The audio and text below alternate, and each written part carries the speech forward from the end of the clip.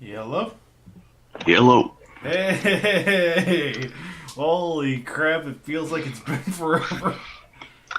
It certainly has. I think this is what we get. What was our last one? March something, no doubt, but I can't remember. I think so, yeah.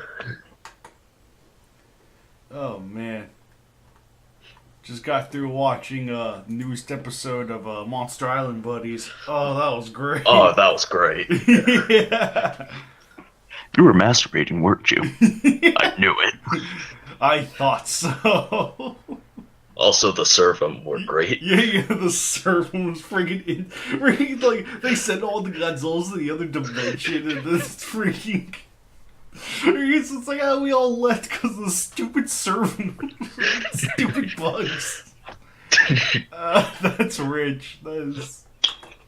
Also, I love how Twitter destroyed their world instead of the actual monsters. Alright, Twitter. That's great. I have plenty stories to tell. I got drunk. That's the story. Oh, good grief. That episode was amazing. Yeah, the last one we did was like post on March 19th. So yeah, it's been like a month. A literal month. Oh, definitely. Oh goodness. I'm kind of surprised. Here we're starting now. So, okay, good. I'm kind of surprised. I'm surprised. I mean, at least we got Nagoda's here, but I guess he's doing something. Yeah, he's doing that weird wedding thing where you have to Yeah. buy people. That can't be taken out of context. Yeah, it's kind of interesting that you buy a wife. Yeah, I know. That's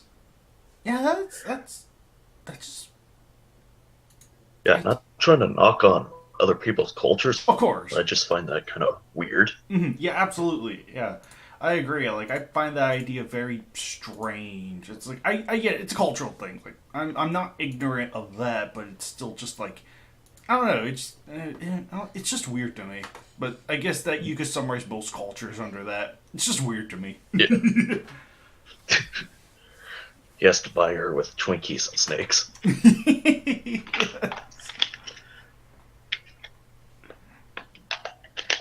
Oh, good grief. I'm hoping you know where I'm getting the snakes thing from, right?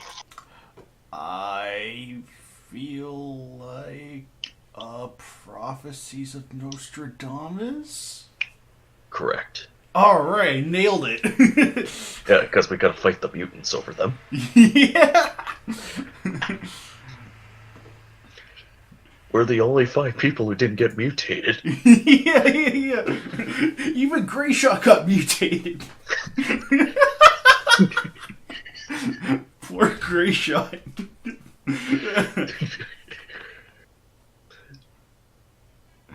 Oh yeah, and the only other thing that survives with us is the Godzilla / Ford fic. Lordy. Oh, okay, yeah, that's right. Yeah, you told me about that. That's right.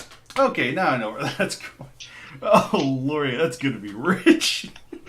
Twinkies and snakes. Oh man, that one's gonna be good. That one's Yeah, I'll probably write up a small script so we could record it tomorrow while we're doing the first 2 reads. Oh yeah, that's right. Yeah. Oh man, that's gonna be a very interesting episode. I could see that much. Yeah. Yeah, I could record my own lines. Like, you don't have to worry about trying to get my lines through. Mm-hmm. I'm assuming yours will be easy. It's just Joe, Harley, and Nagoda's. Mm-hmm. Right. That we'll have to worry about in terms of recording. Oh yeah, definitely. Yeah, for those 3, we're probably gonna have to do some live recording. So kind of like this. Otherwise, though, it's like I could potentially get my own lines in my own time. Though having it being live kind of helps, like in case someone's emoting wrong or whatever. Yeah. All right. I guess. Also, we can all agree that this is Birdman's fault, right? Oh yeah, this new time That's slot. good. Yeah, it kind of No, funny. not that. That's going to be a line for the episode. Oh, Due to okay. the nuclear war. Oh yeah, that's right. That's right. Yeah, probably. I was about to say the new time slot. Absolutely. Even though he's not even here right now. Gosh darn it! Could have saved it for 6. Oh well. Well. I mean, what can you do? It was like finally. It's like right now. The only reason I'm even able to do it now is. Yeah, a second. Tumbler noise. Oh. Okay. Yeah. The whole even the whole reason we're able to do it now is because freaking Yeah. Usually on most Saturdays I'm kind of an English teacher for another friend of mine, but she's not available this weekend, so it's just like okay, that works. Hey, Joe. I'm here. Joe's here. Nagoda can't find his mic, and Harley is somewhere. Playing a game. Yes. Oh. Did you hear, Joe? We're there to survive the nuclear war. And we're going to have to be fighting the mutants over snakes and Twinkies. Yes. I enjoy that. That is a good storyline. Oh yeah, and the only other thing to survive is the Godzilla / Ford Vic, which leads into the finale. That's a better idea than Pacific Rim Uprising. I know, right? I know, right? Oh man, yeah. Pacific Rim. How many of you guys have seen Rampage at this point? I haven't seen it. Dang it, Joe. Gosh darn it. We'll just tell you to leave when we talk about it. Yeah, that's true. Okay. Nagoda! Nagoda's seen it, though. Nagoda. I'm the only one who hasn't seen Rampage. Oh yeah, did we talk about Uprising last call, or was that before? I don't think so. I don't think because I actually hadn't seen Uprising till it's literally the last days it was still in theaters. Oh, okay. So I think So it's we all still seen it, in right? my All theater. 4 of us. I think the 4 of us have seen Uprising, and Nagoda, have you seen Uprising? Happened with spoilers because I watched Bishop's review of it, so it's fine. I mean, if you agree with that review, that's Good fine. enough. But I also have a lot of negatives to talk about. With Not movie that too. I agree with Oh, the that movie reviews. has more negatives I than haven't seen positives. the Oh, movie, yeah. I've seen True. Mhm. Also, you guys can't hear my fan, right? No, No, I can't hear you. Can you hear any Can you guys background hear my noise from me? computer? Nope. Anything from me? Nope, you guys are good. Nope. All right, Okay. I'm kind of shocked actually. Because Oh, I'm the right same- next to my computer right now. right. Yeah, because there's some work. Well, Yeah, I have the windows open, so if you hear anything, or if the people listening to this are hearing anything, then yeah. what about Well- the people listening to you through the windows? Yeah. Well, let's see. I sent Harley a message letting her know. Don't know if she's going to be able to participate, but since we got the quintessential 4, Wait, yeah, we'll get what about Greyshot? He has to be here. Yeah, he's supposed to be here to make sure we never go off track because that one person said so. I think that was more for the committee reads, I think. Yeah. Still, Because some guy who is no longer affiliated with the KWC still has power for some reason. I mean, he doesn't have power affiliation, but he still helps here and there, so... He doesn't But what about he doesn't have Gappa? unlimited power. Gappa-kun! Yeah, we all love no, Gappa it's now Gappa. because he said so. Yeah. Anyway, let's see. Oh, that reminds me of this one reference in Pacific Rim Uprising that I really want to talk about when we talk about that one moment where they just reference a bunch of monsters. Oh, yeah, I know what you're talking about. We'll get to that. Yeah, we'll get to that. We'll get to that. I'm excited for that because I didn't notice it in theater, but I saw Oh, something. I saw the screenshot. mhm, Oh, from yeah, the same movie. here. mhm. Holy crap! And there's one obscure monster that I did not expect. Mm. Yeah, before I saw that picture, I could only. We'll talk about when we start getting to that Yeah. segment. Yeah, okay. Well, in the meantime, I Oh. guess we'll just properly begin, so if you allow me. I was too distracted by the moment that happened before that. Right.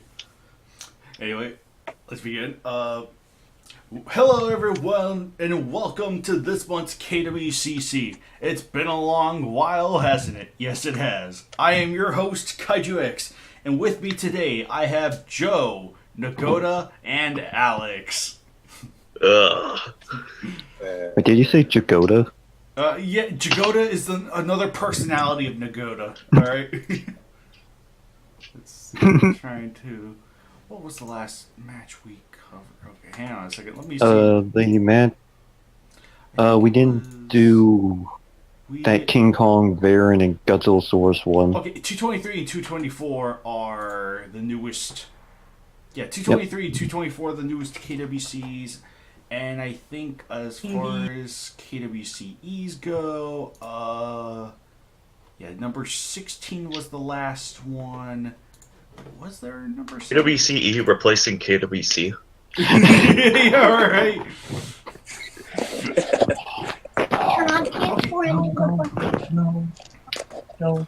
Okay, yeah. We got two That's right, yeah, we got two KWCs and two KWCEs to go over. That's right. Alright, so, I mean, well, with that said, we'll just hop right away into doing these two, so we'll just, Wait, what? Which ones? yeah, KW... Yeah, here are... Okay. Oh, that one. Okay. Yeah, we'll hop into the two KWCs first, starting with King Kong versus Brawn versus Godzilla Source. But where's Gappa? Well, with that said, I think this one was an overall fun, I kind of like the match. The banner. I'll highlight this first. The banner actually looks really cool. I like it. Godzilla Source is really beat up, isn't he? Oh, right, yeah. I think that's probably the aged suit, but it does give off the beat up look, which is a nice touch. So. Mm-hmm. I'll be the contrarian here. I'm not really a big fan of it. It looks kind of standard, like the really old ones had, where you just put the monsters there. Mm-hmm. Godzilla Source, while yes, I do like the beat up, it looks like more of a nighttime kind of shot compared to a whole daylight thing. Yeah, I can see. I think because the photo used here was shot in it was interior, no real lights. So yeah, the darker look. I could see that. Yeah, it kind of looks off to me. I mean, yeah, the actual banner itself kind of has it's a bit more basic. I just kind of like the image. I think it's more the images of the monsters, Kong in particular has a nice high quality image being used here. Kong is the one decent one. Baron Yeah. just looks like he was just slapped there. Right, and we've used that model of Varam previously too, so just kind of a regular Varam model around these parts. Yeah, it's definitely Kong, if you ask me, definitely. And yeah, the match itself is just it's like true to form KWC regular three-way battle between these two. I do like the fact that it's I kind of like the victor for this one. I totally don't mind the guy who won the matches. Yeah. What can I say? Yeah, I still find it weird Gappa won.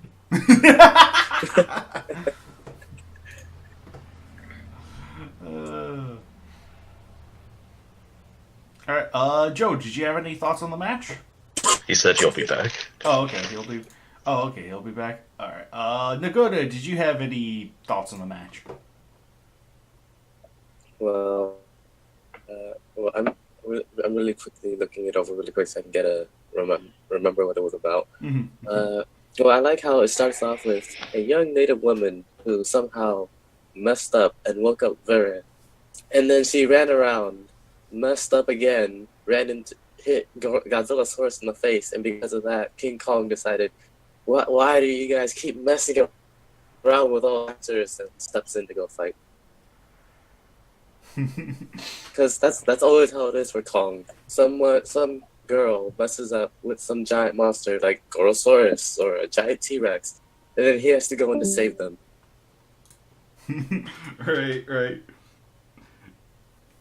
Oh my goodness. It's just like, this match is making me hungry. Anyone else hungry for a woman? Yeah, right. Back.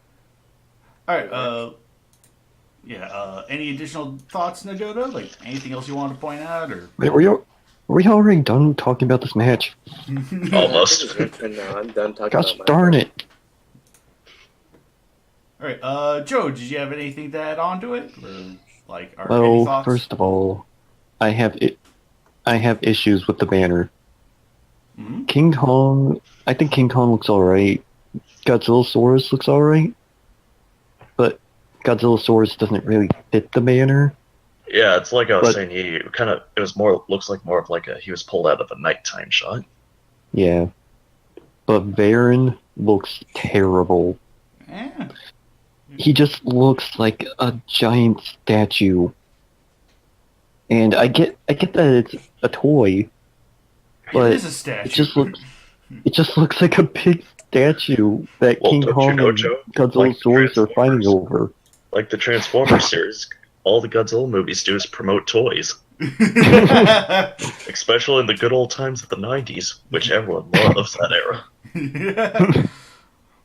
And I could be wrong, but I think it's the same toy for Varan used for Monster Island Buddies. I think it was, yeah. I think And that model's used for that. But Guys, we gotta stop talking about Monster Island Buddies, because that one guy in the comments in one of our videos said, "Stop talking about Monster Island Buddies." Despite the fact that the first 5 minutes was just me and Alex just talking about Monster Island Buddies. Guys, stop talking about MIB! And the fact that it's the same toy used for Monster Island Buddies makes me scared because I don't want one of the KWC XXX matches to be Varan versus Biolante. You know I'm gonna write that now, right? I know Biolante will offer Varan her special Biolante special. Oh. Oh. She's gonna give him her acid. Oh my goodness. To be fair, that model is a good model. You just simply see the fact that it's like, oh, it's a model. Doi. Yeah. Right? It's like, We're not saying it's a bad model. It's just horribly placed. Yeah, I think it could have benefited by having it behind some trees. Mm-hmm. Right. Like, it's just simply... Yeah, I see what you mean. There's not enough, layers in front of him or behind him to... Or not enough layers in front of him that covers him up or whatever. It's just kind of like he's just there. Yeah, it needs more layers like an onion or an ogre.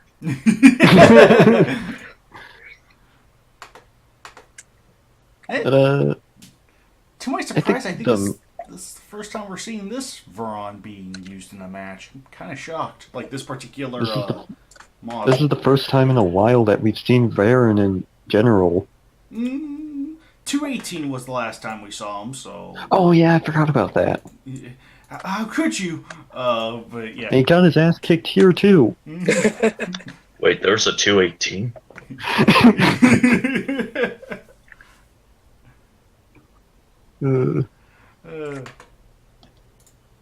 But yeah, I think the match itself is all right.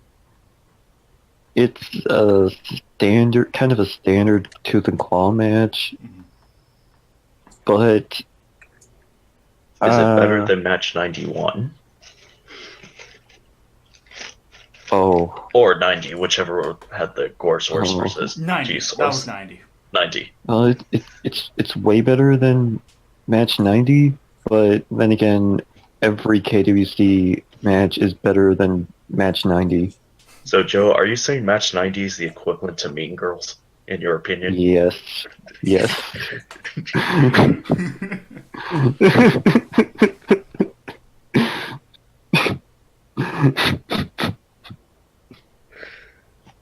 Yes. I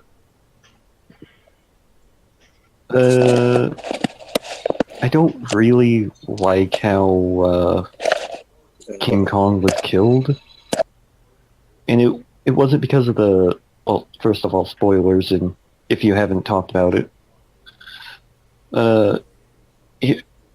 it's not because of the scaling issue or anything. It just reminds me of this obscure dinosaur movie. It's called The Last Day of the Dinosaurs, and it had this stupid fucking fight with a T-Rex, a Triceratops, and a Ankylosaurus, and it ends with the T-Rex tripping over the Ankylosaurus' tail, and then he accidentally stabs himself through the throat with the Triceratops' horn, and it reminded me of that, and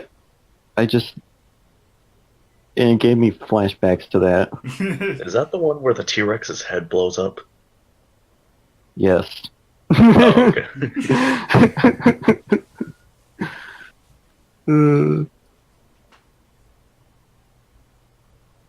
Well, I'll just get to the point. I didn't read it. Okay, gotcha. I don't have time for these things anymore. Right. I'm slaving you down on the committee or Saturday morning reads. Of course, you don't have the time anymore. Work, slave. Work, damn it. Also, when is King Kong gonna win a fucking match? Yeah, you're not wrong. Never, because he big too Hello there. Huh? Well, she's leaving now. Oh, is there someone here? Boys are here. Alex? So, Nagoda, tell us who this lucky lady is you're planning to buy. Well, Alex, I don't did have you to just go to that did you thing just become because Obi-Wan? Yes. I What were you don't saying, have to Nagoda? go. Okay. I'm stuck at home having to clean the house. Oh, so you don't get to buy the lady? I thought Nagoda was the only one with multiple personalities. Nagoda, Do you think if we buy this lady, do you think you could get her to be my assistant editor? Probably not. Oh, okay. Is Nagoda dead? No, he's scratching, I think. Oh, that was Can't my hear him. headphones. It got tangled up. Okay, okay. You were masturbating, weren't you? I'm trying to find a picture of Baggins for it. It's not working out. That's what I thought.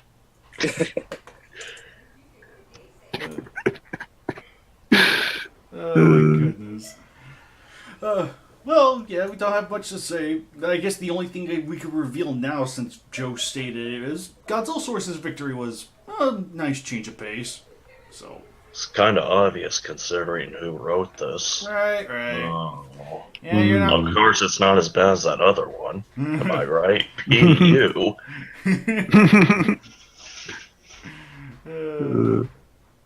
But anyway, I guess in the meantime, that means we can finally hop off the match 224. Mechanic Kong versus Crystalak. With written by Keyshawn Johnson, banner made by me. I will say... You're lazy. This was easily...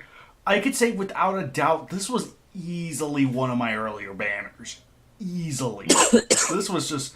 Like, I was being so stingy with myself on this day. Friggin', I was like, I wanted to have the Doctor Who base. And I was like, what can I do with this? Oh, slap Crystalak on it and at least at least have an extra filter over it. So that way Crystalak looks... Like, like, instead of making him stick out like a sore thumb, like, I tried to at least add a filter to Crystalak. making them blend in with the grainy effect of the still. But yeah, honestly, yeah, not one of my better banners because it's like, yeah, this one was just honestly. Oh, yeah, Kaiju, you're supposed to be better than Shin Godzilla, not be like him. Well, it's kind of like the Star Wars special editions. Oh, I didn't know King Kong escapes the special edition of Crystalak in it.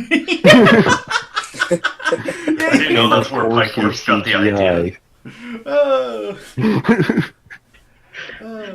Yeah, honestly, yeah, this is probably not one of my better banners. Like, I was. And Doctor Who's faces are a band of aliens singing an obnoxious song.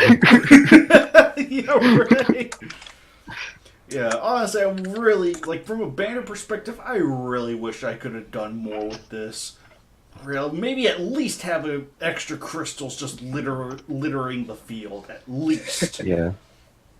Man. I think in comparison to other banners that have scenes that are just scenes from a movie, Mm-hmm. I don't think it's as good as Legendary Godzilla versus Mando. Right. Right. Yeah, that was another very similar situation where I was like, I feel very stingy today. I'm just gonna use. There you go, Nagoda. Right. I mean, I could use this. Take blast. That's good. Yeah, the one other time I did this was with the freaking Legendary Godzilla vs. Manda, where I took a still from the movie and worked around it.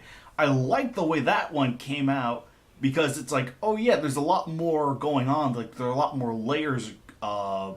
There's just simply like a lot more layers at hand. Here it's just Crystalak on top. Honestly, though, I will say, getting Crystalak in that one specific position was really hard. Like finding the perfect image of Crystalak's back was actually incredibly difficult. But with that said, other than that, though, I do wish I really could have elaborated, really could have done more creative things with the banner. Gosh darn it! We're first like bag in the city and then bag on. It was like, pictures for bagging? No, it's just these. Oh, man. Wait, bacon? I thought you said bacon. No, don't you know? This is what you wanted, right, Nagoda? I knew this was coming up next. Seriously, this still makes me hungry for women. I want bacon and eggs. Oh, lordy. That's too good. But yeah. Okay, enough of the banner on that one. The match itself, I will say, I think even the author went on to say it too. I cannot say I was a particularly huge fan. Like, it's alright to mimic and, like, if you need to reference lines from the movies or, copy it from the movies, that's fine. But, I will say it's...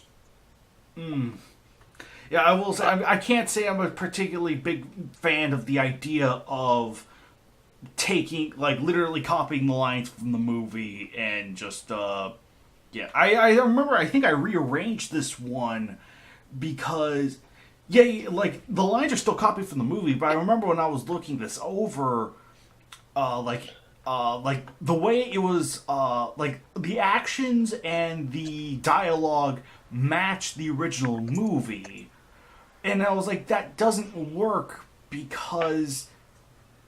Yeah, that didn't particularly work because it's like the visual, like the story medium, you can't just keep cutting back and forth between one set and another on a constant, like say two lines, cut to here, have a paragraph, cut to here kind of thing. That does not work in written form. So what I did is that I kind of tried to merge more of the dialogue bits, that way things flowed better, and then kept, it's kind of like the more action-based or, Mechanicong's parts to, Mechanicong scenes and, only interspliced when I needed to. So there was... Yeah, I remember getting this match. Mm-hmm. And I don't know, the dialogue didn't bother me. That's probably because I have not seen the movie in ages. Right. I remember Yeah, it was same. being okay, but it was passable Mhm. to where I could send it off. Right. I haven't even seen the movie. You want to watch the movie? I have the movie. So do I. Same here. Yeah. Yeah. I hear it's pretty cheap at Walmart or Best Buy for like $5 to $10. Yeah, I don't think it's that. I don't think it's that pricey. You could probably get it pretty cheaply, but yeah, I will I say. mean, I was only thinking about ki- having it on a VCR. The only kaiju thing my Walmart has is the Heisei Godzilla movies and Millennium Godzilla movies. And they're like $50. Ooh, snap. Dang. Oh, But yeah, I definitely remember making alterations to this one. I'm glad those alterations kept through. Because it's like, yeah, I was just not a fan of the dialogue and the, like, literally trying to mimic the movie that's not in a visual form. Because the movie can get away with that kind of pacing because it's a movie. It's a visual medium. You can't... I thought you were going to say it was shit.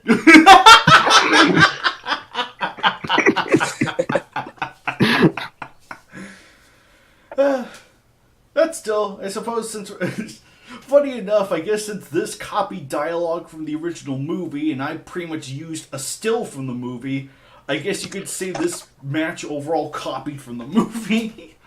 It's like poetry, like rhymes. Yes. This is King Kong Escapes, the special edition. Yes, with Crystalac now inserted into the story. If we could just get Crystalak to work, he's our funniest character we've ever written. Oh, lordy. That's too funny. Also, apparently people are saying Bamboozled wasn't there. For the life of me, I did not notice that when I... Oh yeah, Not this match. Bamboozled was there, and I laughed. Right. Yeah, I loved that. I love that we have Bamboozled in a KWC match. Mechanic Kong had been bamboozled, and he didn't even know it. Although, then again, this might be the same writer who did King Kong versus Anguirus, and there was a part where I think King Kong threw shit at Anguirus, and I had to get rid of that. What? Or, No, where I think it was. I don't quote me on this. I think it went along the lines of Anger's knocked King Kong down, where somehow his hand got stuck in his bum, and King Kong smelled his finger, and it smelled pretty shitty. What? I had to remove that because I know it did not fit with the KWC. Oh gosh, thank you, thank you. That was not. I added. either removed it or kind of like changed it up a bit where Right. it still flowed but didn't include that. Right? Yeah, gotcha. Oh, I'm That's glad you awful. did. Oh, that's That's terrible. Yeah, I would not have been comfortable with that. I would probably Again, I don't know if this was the same author or not. I forget who it was. Right. I just know it was King Kong versus Anguirus. Right. I don't feel like King Kong versus Anguirus. I really don't Wait, think It was a long time ago. It might have been in 2015. Right. Whose Okay, in hand went up 2015 whose ass? Like I said, I don't remember how exactly it went, but I know it had something to do with King Kong smelling his finger, and it was shitty. Why do I have a very, very strange feeling that was meant to be a lane match? It might have been his too. I don't know. Again, I have no idea. Yeah, because I don't think Sean 2002? Johnson would have written anything like that. So, like even back then, I don't think he would have. So, because I think I don't Lane. know, Kaiju. Right. Joshua Reynolds had Nut Up or Shut Up in one of his matches. Oh yeah, that's true. Or in another match, GTA motherfucker. Oh yeah. You don't know what author can do what. Yeah, in this line of work, you don't know what reality is anymore. In the meantime, Nagoda, do you think I could use part of your life story for a new KWC match where Baron has to buy Biolante? It's called a metaphor.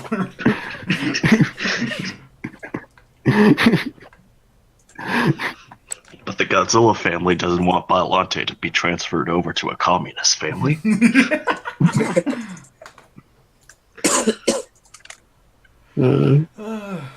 That's great. But the evil Grey Shot God demands it. Big blasted. But yeah, but that's it.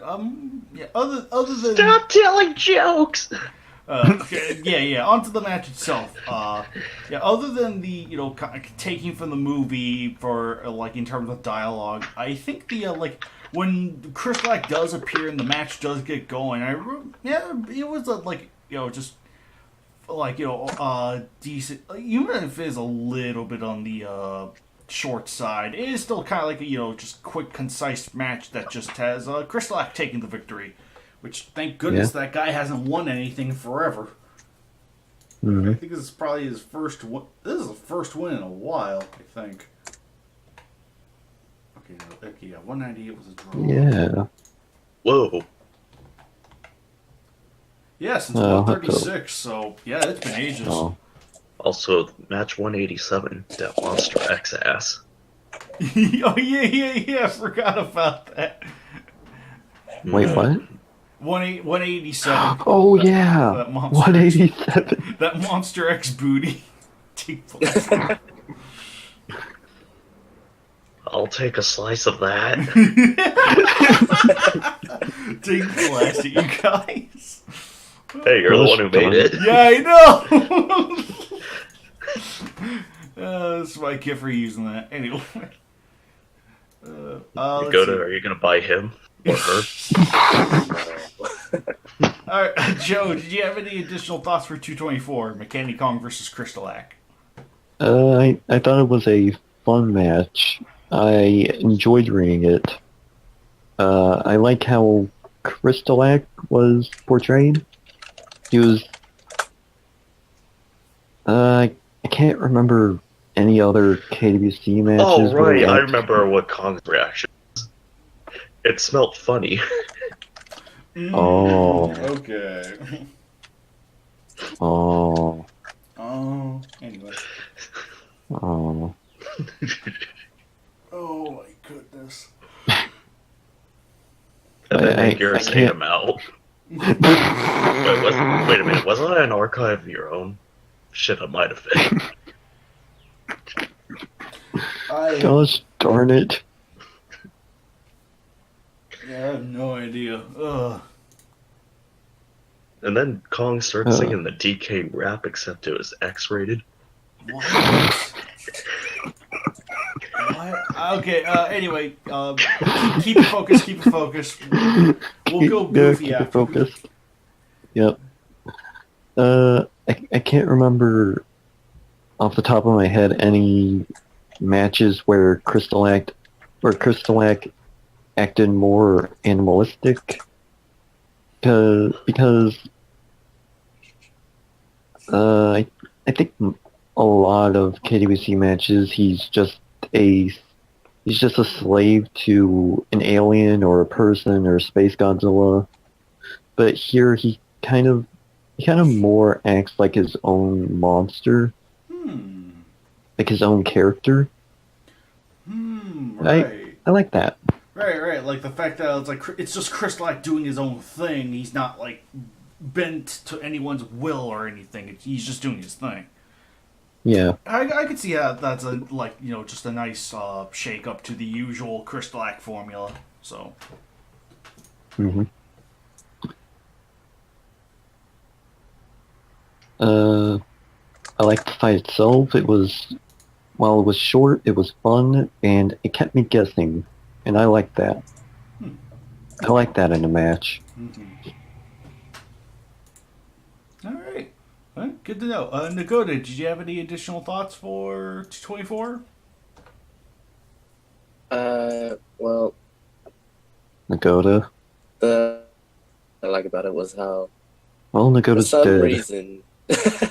For some reason, Crystalak was just sleeping in Element X because, it's a highly radioactive element. Who's gonna think a giant crystal monster is just gonna sleep inside of it?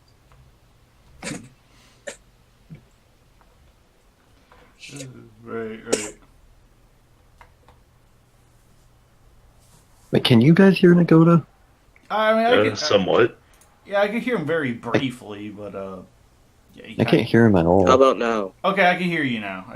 Okay, I'm moving closer to the phone. Alright. Oh, I still had Nagoda muted, I think. You do? From that one time. Oh no. From That would that one explain time. things. From that one time, Alex said to mute Nagoda or something. Oh yeah. Well, I thought that was me only though. I didn't realize it affected you guys. Unless you did it yourself, But- then. I did it myself that time. But I heard Nagoda earlier. What in the world? Okay, I don't know what's going on with you, Joe. I don't know what's going on. But anyway, Nagoda, continue as you were. Oh, that was it. I just liked how Crystal Black was just sleeping inside Element X. 'Cause, Oh, okay. You know, giant monster. Yep, giant monster. Right. Alex, did you have any additional thoughts for 224? I thought it was okay. End of story. Okay, fair enough. I don't remember too much, but I remember reading it. Right. Obviously. Right. You know, I'm reading it via submission. Yep, likewise. Yeah, and with that said, we'll hop on over to the two newest KWCEs. Being... Wait, there's more KWCEs. Yeah, there are two KWCEs. Like, the last one we covered was 16, and now we have 17 and 18. Granted, I don't think we're going to be getting into too much depth with 18, since I doubt anyone's read it, and the thing's really long. Oh, I see. I remember 17, reading 17. Yeah. Okay. Honestly, I think my opinions of 17 still match what I said in the comments, and I will... Well, for one, to give a little bit of context to KWCE match number 17, Ultraman and Kiryu versus Alien Bolton and Zeton, this was originally meant to be a KWC match, because this was back before we were told Zeton and Bolton couldn't be used for the KWC. So, Hooray! Lack of communication. yeah, lack of communication. Yay! Or that we just didn't know the where City Shroud and Shadow lied in terms of Toho involvement, which apparently was not that involved with Toho. It was just given their blessings and that was it. So, but yeah. So does this mean we can't use the Iron Giant from Ready Player One? Yeah, right. in the No. KWC? Yeah, my stance, I think as of right now, the best stance to look at it from is don't rely on, crossovers to get them in. Monsterverse is going to be the exception to the rule, I think, but otherwise, though, let's not depend on, multi-crossover projects or whatever, video game, movie, or otherwise. Wait, so we can't use Belial? No! Thank you, Gray Shot. Wait, can we use Pacific Rim since supposedly some Godzilla Kaiju had a brief cameo? Yeah, I know, right? I'm surprised Toho's not suing them, but conversation for later. Yeah, I know, right? I mean, to be fair, what is obviously just a little in thing versus, we're using your monster without permission are kind of two different things. It's one thing to reference something, it's another thing to use it, if that makes sense. So, but freaking, I kind of made a banner for this one. It's probably one of my earliest GIF banners I've made, even before Monster X versus Godzilla, Anguirus, and Rodan. But yeah, I like the banner. Oh, right. Yeah, I like the banner too. For its simplicity, I kind of like it just because it's Zeton here, and his name appears and disappears too, which was I thought was actually really cool. Hope to do that with more. I really like that. Oh, right. I remember seeing it for the first time, and I just thought it was Ultraman and Kiryu versus Bolton, but then Zeton appears, and I really like that. Right.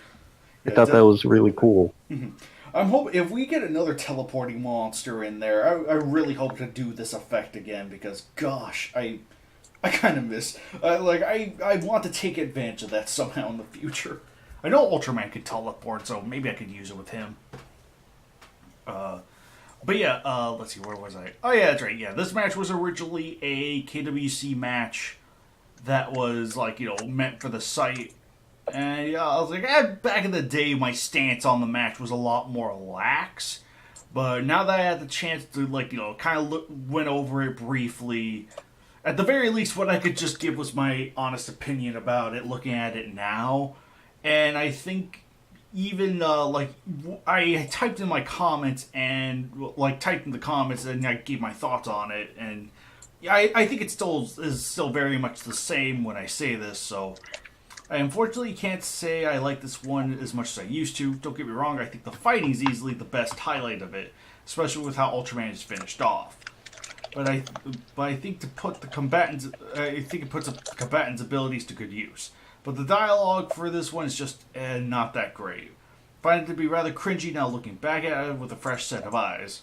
GTA, motherfucker. Yeah, pretty much. Pretty much, yeah. A lot, especially that initial Woo, early 10 dialogue. points. Yeah, especially a lot of that early dialogue is. If you're gonna steal dialogue from a movie, have it be a good movie, not from a fucking Resident Evil movie. That was from the Resident Evil movies? Yeah, it's from the second one. Oh. Yeah, but I will say I do like the way. Yeah, I will say I do like the way, like the fight itself. I think is fine. For that matter, I think the way it ends is that's cool. I like that. That's a nice ending, letting the villains win, and just the way Ultraman was killed off. That was cool. That was really cool. But otherwise, though, yeah, the dialogue here is easily the biggest turnoff. Looking back at it, ugh. Yeah. So, with that said, I guess the better question I should say is there anyone here that's read KWCE Match 17? Parts of it, and I didn't care for it. I haven't read it, but I've read that one joke that everyone was going nuts about. And I have to say,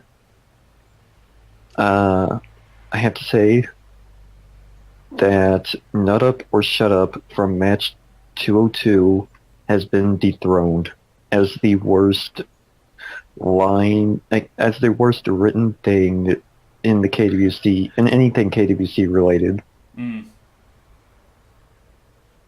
that was just terrible. I was gonna say Randy becoming Jet Jaguar, but okay. It's up there. Because Rubber Guy, he's the exception, not the rule.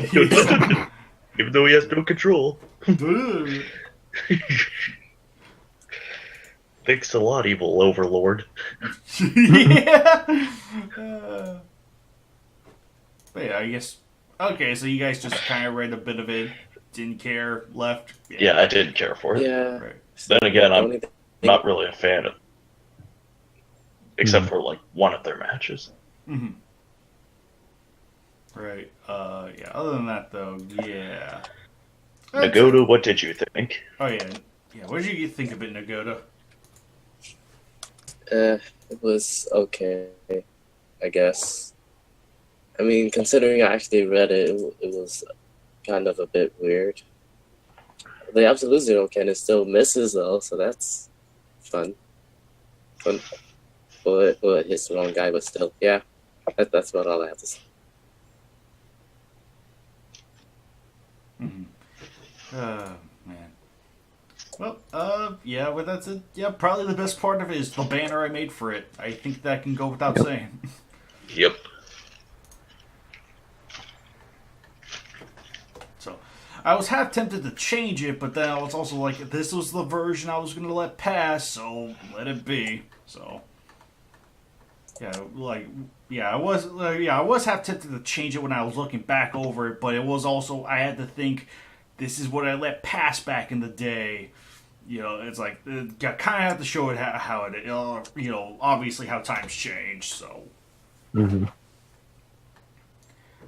Anyway, we'll go on to, with that out of the way.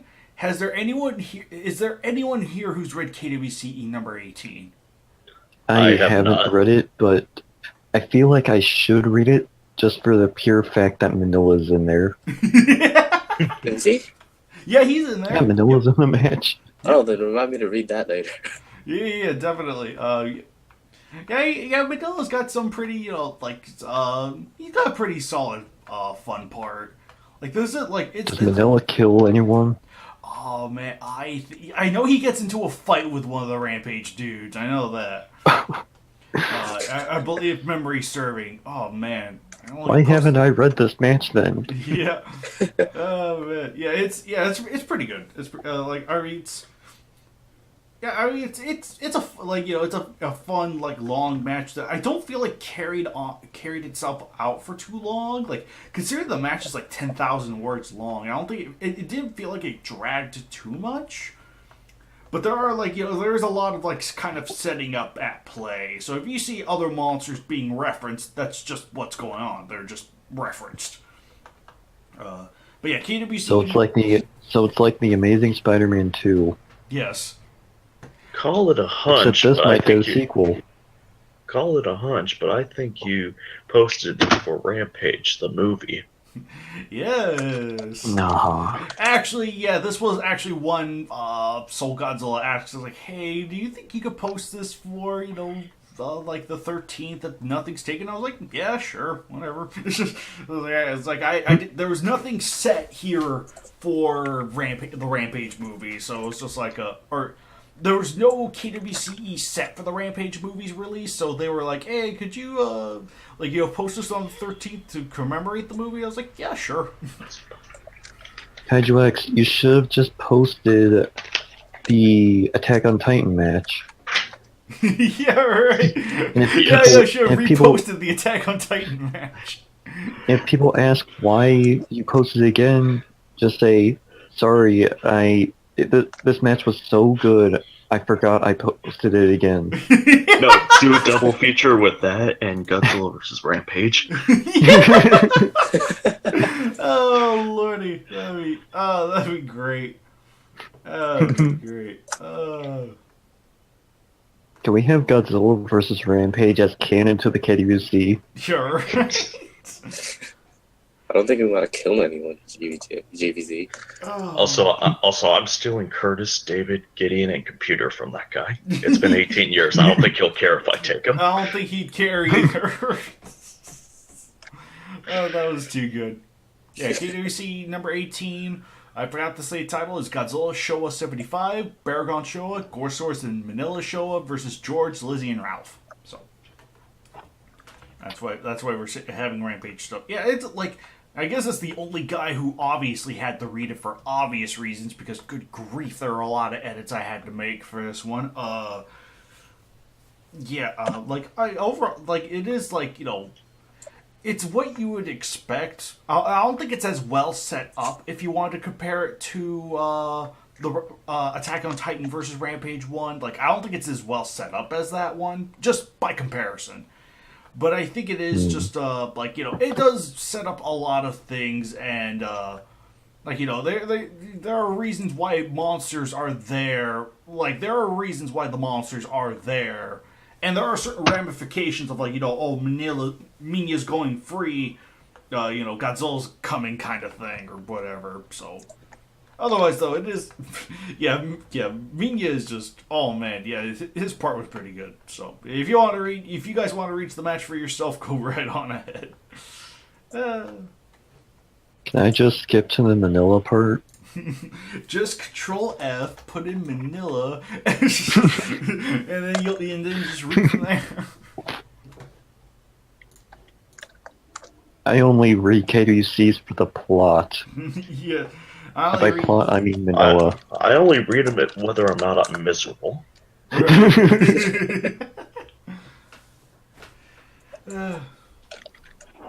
we just have Manila in the KWC? I wish. Please? I really wish, because you could do some funny things with Manila. You really could. Mm-hmm. Oh well. Manila would be the perfect joke character. Mm-hmm. He would be the perfect canon joke character. It was like, yeah, you could legit use him in a match, but he'd also be really funny too. Like, If you're gonna use him as a joke character, you gotta remember to make him turn into Super Burning Manila. You were Super Burning Manila, and then kill him off in match 100. Anyway. Yeah, I guess if you guys haven't read it, get to reading it. Maybe we could go over it again next time. Maybe, assuming I forget, or No. I don't know. I might forget. Who knows for sure? Well, we'll have to read it if we do the committee reads for the new KWCE matches. Oh, that's true. That's true. So, yeah, I think I have I think I know how I'm gonna set up with the KWCE readings. I think I know I'm gonna have those set up. But anyway, in the meantime, yeah, I think we can officially move on from the KWCE on to the newest segment, movies we've watched recently, which is just basically kaiju news in a nutshell. Lol. So, first we will tackle, the subjects I want to tackle here are Pacific Rim Uprising, Rampage, and, thoughts on the new, Godzilla City on the Edge of Battle trailer. So. Wait. Japan has the weirdest fucking titles. Yeah. It's not called Breeder City? I'm afraid not. Why did they get rid of Breeder City? Because you have a fetish with Mechagodzilla. I thought it was Orgy City. Yeah, right. Well, Orgo was in the last movie, so I guess this could be an orgy city. So you're saying this is It's all Orga to that one Orga match where he becomes everyone? Yes. Match 185, the match where Orga becomes everyone, yes. And while people are trying to do it, the server market irritate the shit out. Alright, but first, Pacific Rim Uprising. It sucked. End of story. I haven't seen it. End of story.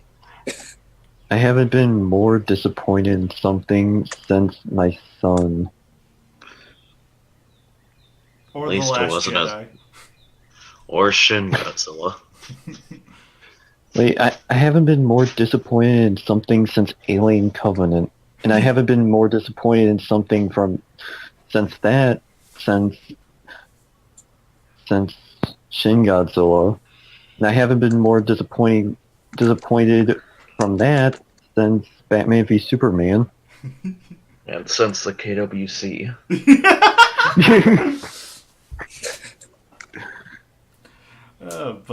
Yeah, freaking. Yeah, I will say, at least it's better than Death Wish. Okay, I won't argue against that, but honestly though, Pacific Rim Uprising is it's not that great.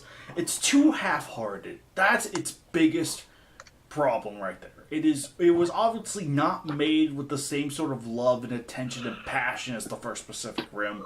It just felt like we needed to get this done. Hell, the whole movie felt like it didn't take a breath because everything kept moving at a mile a minute. Mm-hmm. Yeah, totally. It felt like the movie felt like, let's take all of Guillermo's ideas that he wanted to do for Pacific Rim 2 and just slap it all into one movie. That's what it feels like. And then you get a lot of moments where it's like, surprise, this happens. But there's no prior setup to that happen, or any prior setup leading to that idea.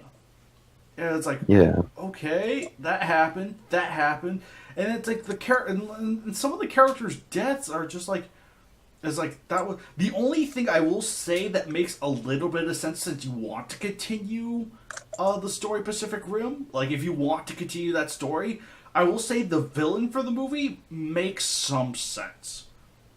I'm not asking anyone to agree with me, but at least the problem with continuing Pacific Rim is that there's kind of going to be an inevitable kind of counter.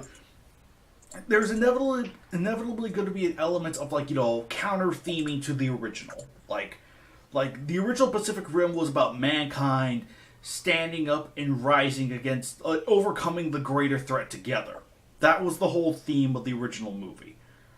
But when you're going off of that, it's inevitable that there's probably going to be a certain sense of cynicism that just feels like I don't know. It just feels kind of like I don't know, there's just something that doesn't feel like it's continuing on to overcoming. It's just butting heads against each other at this point, which...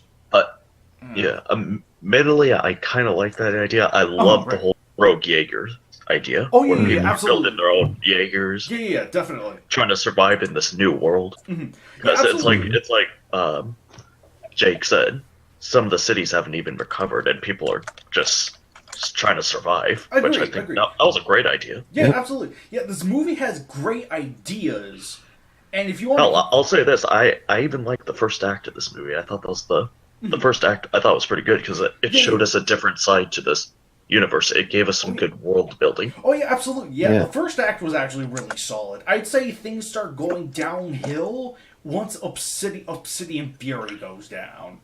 I don't know. Yeah. Once he surprisingly, he's not a antagonist that recurs throughout the whole movie.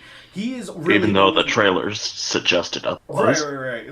Made it look like that. It's like, no, Obsidian Fury is not this, standing rival throughout the movie. He is very much a first act, dude we gotta kill. And they do. There's a nice little twist with that too. Mm-hmm. Right. Yeah, it's the twist, everything up to Obsidian Fury's death and the reveal of what's going on, or what's piloting him, or who's piloting him technically, all that is good. All that's really cool and interesting. But beyond that is where the movie really kind of takes a certain nosedive. Only with some of the unorthodox ideas there to sort of save it. But even then, it's just, it just felt too half-hearted by that part of the movie. Anyone felt that the kaiju were completely unnecessary in this film? They could have just kept the kaiju Jaeger hybrids as the villains. Oh, absolutely, yeah. The kaiju themselves were not needed for this movie. The only part that was needed was when they shut down the portal and you see that one get cut in half. Yeah. Mm-hmm. That was actually a cool death. That was actually a really cool death. Yep. I like seeing that. Otherwise, though...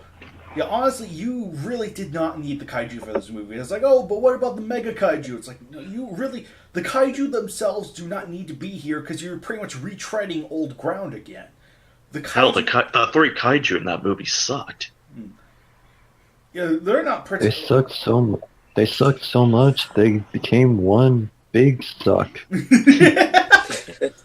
Yeah, they didn't... It's like... what the first one does well is that even though some of the kaiju that show up are minor, we still remembered what they look like. Right. I think the biggest they leave an impression. You know what? Hang on. Let me say this. I very much agree. One of the Pacific Rim Uprising's biggest problems is the presence with not only the kaiju but the Jaegers. I think with the exception of Gypsy Avenger and Obsidian Fury, those are the two exceptions. I think those two are actually pretty memorable. Every other Jaeger... Kaiju X. Yeah. Are you forgetting the Jaeger that has nipple guns? And then later an ass gun? I completely forgot about that, yes. He was the best Jaeger. I'd take a bite out of that Jaeger. Speaking of, is anyone still hungry for women? I certainly am. Yeah, let me get to what I was saying. Okay, sorry for interrupting. Let me get my thoughts back. That's right. All the kaiju and the Jaegers in this movie have no sense of pre-establishment. What the first one does well is that, okay, we have been fighting this war for years. We have known these things are dangerous and can wreck our crap. But we also know that the likes of Crimson Typhoon and Chernobyl Alpha also kick ass because they're the last Jaegers that are still standing. So it's like, you get an impression, and that in the way that, it's shot and whatnot too helps convey their sense of majesty and whatnot for the first movie. It's like, you get that feeling of majesty and badassery even though you're just being told this is what they've done. The second film... not only it lacks that, and also the exposition vehicle for the Jaegers was the girl, her saying what these characters did felt more like a fan trying to explain what these characters were, as opposed to someone like Stacker Pentecost, who was, you know, like, you know, he carries a weight that makes the Jaegers feel important. Like, that's just not the vibe I got from... Yeah, that was not the vibe I got from Uprising at all. It just felt like a fan was trying to tell you what these things were, as opposed to a military official. So... Mm-hmm. And yeah, you really did not need the kaiju for this movie. You could have, like, the story really should have been focused on the kaiju Jaeger hybrids. That really should, like, the kaiju Jaeger hybrids, and even those drone things were, like, you know, that's like, or just have like once the portal kind of fails, just have Obsidian Fury and the remaining kaiju Jaeger hybrids march up to Mount Fuji. Yeah, exactly.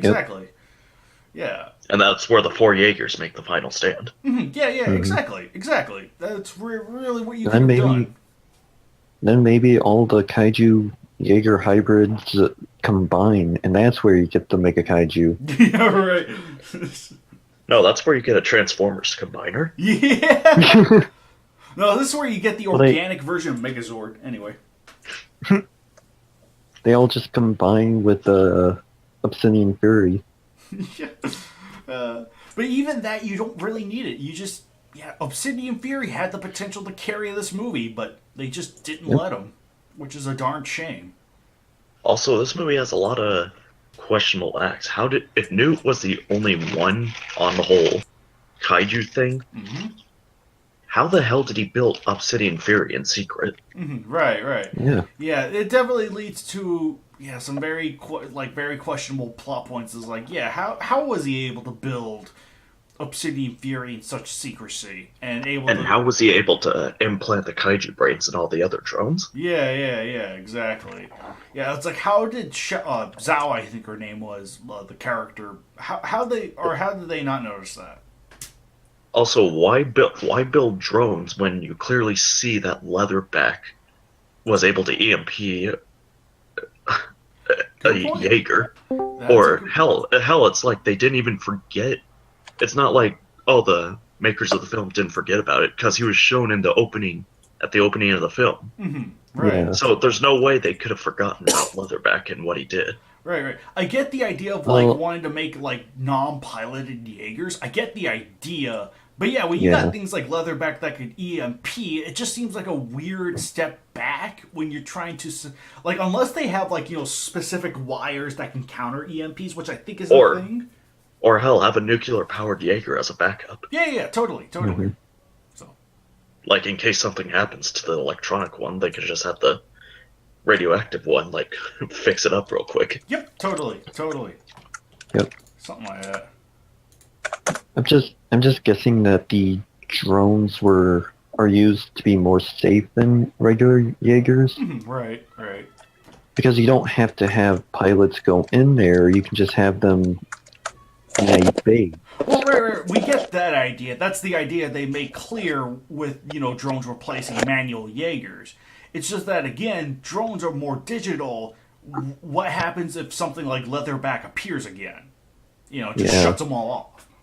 And in the first one, they made a clear case that the kaiju are continuously evolving. We had Otachi, Leatherback. Mm-hmm. Right, exactly. Yep. So. And what if the Russians hacked the Jaegers? Well, we'd only have to lose election data. We wouldn't lose anything else. And it's obviously the Democrats would be behind it. So. Oh shit, Gray Shot. Gray Shot's here. Yes, I entered and I was like, wait, we're talking about Pacific Rim. Did I just walk into a fanfic reading, or did I just walk into an actual KWCC? Yeah, KWCC. Yeah, we kind of went over all the KWC and KWCEs for today, so we're talking about the movies we have... the monster movies we've seen recently, consisting of... But Gray Shot, give your thoughts so we can pad this video out. Okay, so very quickly, what was the first KWC? I guess I'll start with the KWCs. 223 and 224 were the most recent KWCs. You have 1 minute to talk about all 4. Okay. Go. King Kong Troll vs. Fairyland vs. Godzilla Source. Very fun, kind of original match by Christian, so good job there. Mechanic Kong versus Crystalak. Awesome, pretty good match by Keshawn Johnson. Not my favorite of his reads, but still pretty good, and I like the fact that Crystalak won in the end. Solid banners for both of them, so good job, Andrew, and good job, Christian. In regards to KWCE, didn't read it. In regards to the movies, saw Rampage, and I saw Pacific Rim Uprising. Whoa, slow down on the movies. We're just talking about the matches, man. You said movies. I was jumping to the movies. Right. We were just talking about. Rayshot, you went turbo. You went way ahead of there. You're welcome. I can be productive. Yes. Which actually reminds me, the next match. Just pad it out, not rush it. Not like Pacific Rim Uprising. What? Okay, I actually may have a difference of opinion, but Pacific Rim Uprising I actually thought was better than Rampage, but we can get to that later. Oh, screw you. I can't say I'm overall like as huge to. Like, I think I might have made a comment on your video about it, but I can't say, like, letting it sink in now, I can't say I'm as huge a fan of Uprising as I thought. The first act is actually still, like, it's still pretty strong. The first act was really good. Yeah. I enjoyed it. Yeah, pretty much up until the death and the reveal of what Obsidian Fury is, that's all solid. But when you go beyond that is where the movie feels like we need to keep going by way of, we got to combine all the ideas that Del Toro couldn't use into one movie because we might not be able to make a sequel. Despite the fact that they end with a sequel tease, but whatever. Mm-hmm. A shitty one, mind you. Mm. Yep. But, can't say I'm I know Grayshot has a video about it, though I want to say, Grayshot, has your opinion changed from that video, or... Yeah. In regards, no, I would say that primarily my views have stayed the same. Okay. In regards to the film itself, but if we're talking about a KWC, then are we discussing the movie? We're talking about Pacific Rim. Okay. Pacific Rim Uprising, yeah. Then I will give my overall thoughts. Overall, yes, it is not as good as the original, but I do say the characters that they bring from the original are still just as solid. In fact, I actually liked the twists that were taken with some of the characters, which I actually thought was like a very, like, the person obviously saw the movie and was like, this would be a creative way to, move on from the original. Mm-hmm. I wasn't the biggest fan of the new characters, and I will, excluding the two primary ones, which was the girl and John Boyega. Yeah. Everyone else was Jake just basically, which everyone else was kind of just standard. Oh, absolutely. Mm-hmm. Also, there was that pointless love triangle that didn't need it to be in the film. Oh yeah, I completely agree. Yeah, that was kind of stupid and honestly, pointless. You could just cut her out and nothing would change. I think there was a scene that it almost felt like there was a scene that was missing where she did that to both of them, and then she just locked arms with the guy or girl and walks off. Like, I was waiting for that to happen. Right. Like, it felt like there was a build up to a joke that had no payoff. Yeah. Exactly. So is she the whore of Shatterdome? Wait, I know the joke. The love triangle in of itself is the joke. Because it's terrible. Here's a joke. This movie. Which I honestly thought was, again, I think that was a joke that was cut. Because, it felt like all the build-up to, basically there's a moment where, I think it would have been funnier if she would have locked arms with a girl and walked off, being like, yes, I care about both of you, but later I'm going to go hang out with my girlfriend. Like, I was waiting for that to occur, but it never did. So, it felt like a joke that just didn't have the payoff, or was cut. Yeah. Also, why did the bitchy Russian girl all of a sudden become friends with Amara after she kicked the shit out of her? Yeah. That's like, you kicked the shit out of me, I love you now. Earning the respect, I guess? Yeah, that was weird. Mm-hmm. Yeah. Also... Gracia, if you don't mind me interrupting you, I will have to disagree with with one point on the returning characters, and that's Mako.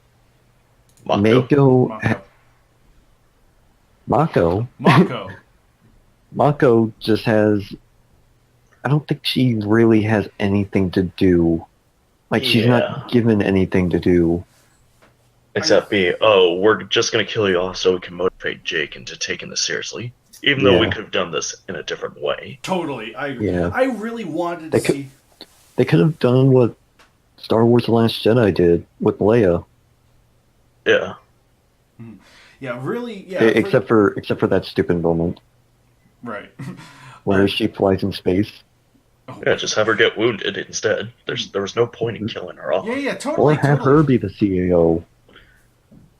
Right, yeah, totally. Yeah, I feel like Mako, there was lost potential there because things do actually start off kind of good when she's interacting with Jake. Like for the Yeah, Yeah. I like their interactions. yeah, their interactions did feel very genuine. I wanted to see more of that. But the fact they just kill her off just feels... Honestly, though, like, the only real plus for killing her off was that really nice bit where you get to see the photo of Stacker, Mako, and Jake together. Like, that bit was actually legitimately... Like, was legitimate, but... Yeah, it was good, but they still could have done that could've- scene even when you just have her be injured instead. Yeah, agreed.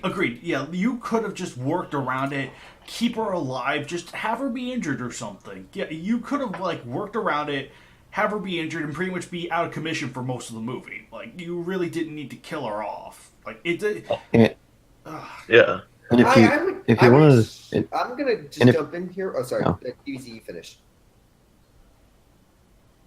what was that? I said, please finish. I didn't mean to interrupt. Okay. And if you want to kill two birds with one stone, have Mako be the CEO, and have her get injured. Right. But for the part where the CEO character pilots a Jaeger, Is You it just could- me or is Joe glitching out?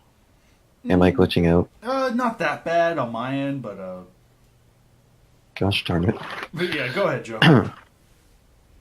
But you can just say she got better. Oh, She right. recovered from her injuries. Oh yeah. Also, they never explained what happened to Raleigh, right? Because I found that kind of weird. I think I think they name drop him once, but I don't think they ever explained what happened to him. I think he's just kind of it left was- unmentioned. Private They military. just name drop him for the I first one. remember I just don't Newt- remember I what remember- happened. He I went remember into a private Newt corps. said he was That's handsome. right. Yeah. Why he did he was- go into private corps? Basically, it was stated that a lot of it was name dropped for a second that a lot of the old Jaeger pilots, the new program wasn't up to snuff, and they were getting better offers in regards to the private program. So a lot of them went over to the private program. That's why there's all these young cadets, is because they can't get any of the old veterans because most of them have gone over there because Wait, better hold on. wages, better- When you say old Jaeger pilots, didn't in the first one when there's only 4 Jaegers, those were the only Jaeger pilots left, and that all of them died? I'm just saying what the movie said, which was all these pilots have gone over, like the veterans and all the others have gone to this private military. Which is, No, I'm not questioning you. I'm just questioning the movie. Which actually kind of makes sense if you're thinking about for Riley, because the private was owned by the Chinese CEO, which, if you remember, is going to be part of the pilot program. So wouldn't it be smarter for if I was Riley, I'd be like, well, I can fight with one Jaeger. Are you I saying can control Riley? Are you trying to say Riley? Riley, whatever the guy's name. It's Riley. Riley. Oh god, this is the whole Gyra situation again. It's So hero Raleigh. of the first movie. Wouldn't it make sense if he's like, okay, I still got to protect the world? Wouldn't it make sense if he knows there's going to be like an AI protocol that, hey, I'm going to go control 3 Jaegers considering instead of controlling 1 because, it'd probably be better if the whole AI program, because the one guy, if you remember in the shots, one guy was controlling multiple Jaegers and then he got overloaded after something happens. But wouldn't it be better if, in that situation, he's controlling multiple Jaegers to help out? I'm just saying, it seems like, yes, I could help out more, and I'm getting paid more, which,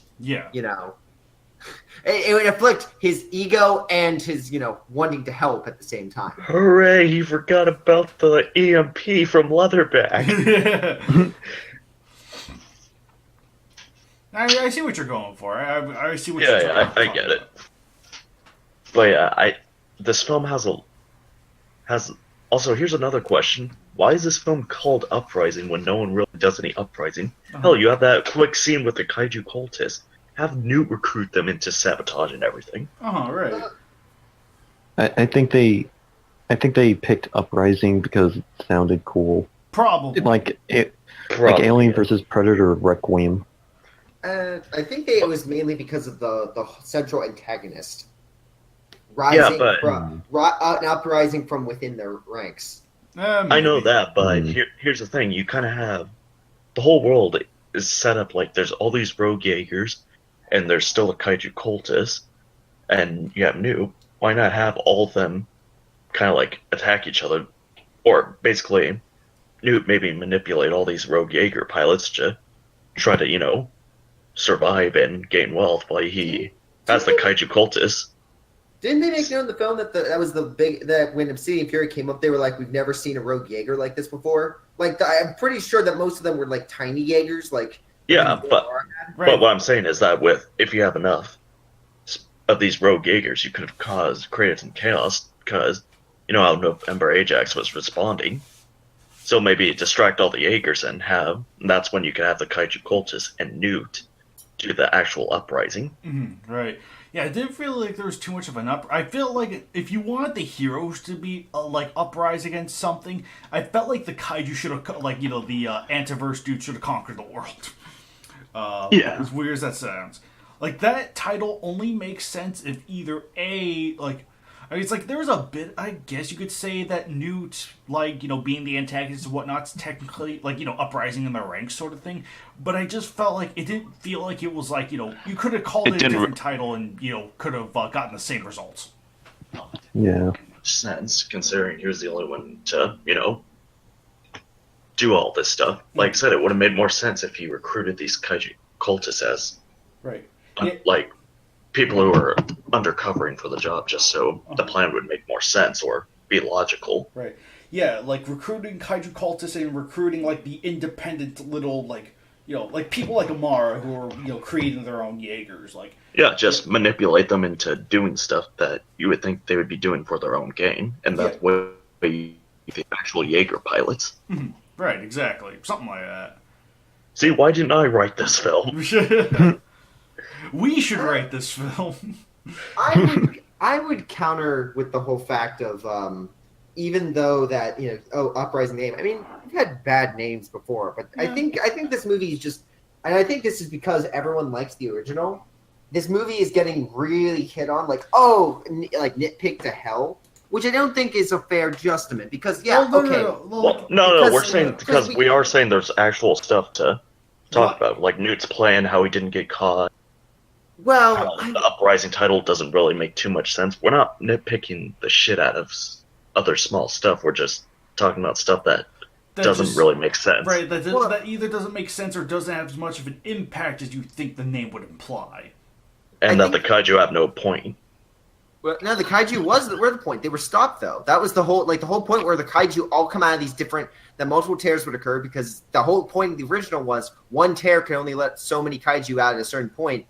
But we didn't really need them during the final battle. That's actually, wait a minute. The uprising was there. It was just stopped before it could happen. Exactly. You're right because that was the whole plan. That monsters would come out from over. Shouldn't the title be called Pacific Rim? We just stopped the uprising before it happened. Shouldn't that be a more appropriate title? No, because the whole point of the movie is this uprising of kaiju around the world and this uprising of Newt, and then it stopped. But then the after effects is the climactic finale. Okay, we stopped it, but the finale was a terrible finale. And it actually had some. Okay, I will say the best sequences were the best battles. If you were to go in order, were definitely 2, 4, 1, 3. In regards to which ones had the best battles. Again, I respectfully disagree. I get what you're trying to say. It just does not work for me. I mean, the finale kind of drags on too long. Again, I think this, like I said, I'm not trying to pick this movie apart because I dislike it. I just said it was okay. There are stuff I love. I love the first act and the world building. Hell, I even like the idea of a support Jaeger, Scrapper was, I like that idea. Mm-hmm. Yeah. And hell, what they were doing for the new Jaeger stuff program, I thought that was pretty good. Mm-hmm. It's just, it falls apart on certain stuff. Like, Nuke could have had the Kaiju cultists help him out because, again, that just does not... Again, I'm fine with the Nuke plot. It just doesn't make sense when he's the only one to know about Obsidian Fury and all the other Kaiju brains, because I'm pretty sure people would have looked in. Hell, The Zal boss lady, she seemed like a person who was looking into every single step. Mm-hmm. True. that again, just bring some Kaiju cultists in, have them subdue the original people, and then have them take over. It also had a really weird in regards to the China. It's like, oh yes, the Chinese CEO who's cold and heartless comes in at the end because she has a heart of gold and saves the people. Yeah, that's not overly blatant in any way, shape, or form. Yeah. Mm-hmm. I felt that was rather tacked on just for Chinese market. Yeah, Probably the Chinese actual marketing, yeah. the actual what actually happens, I will say, is it has moments of, oh, that's cool, and then it cuts back to like this. I'm just like, god damn it! Like, if you want to do something better, do the same thing but better. Have it be Mako. Yeah.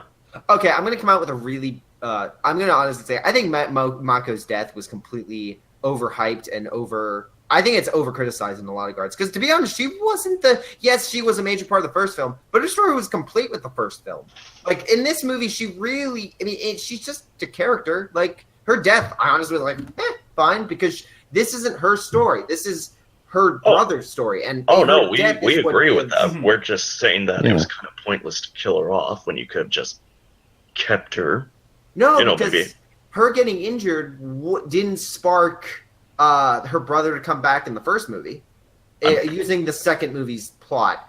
Like her getting injured or her trying to find a new pilot or whatnot, that didn't bring her back or bring him back. I'm pretty sure her getting injured now when he came back would have still motivated him. I think that's what we're saying. But to push him over the edge to make it a permanent change, I think she had to die. Because her father, his father died and he didn't give a damn. The only person he actually cared about was her, and her dying was the thing that finally pushed him over the edge.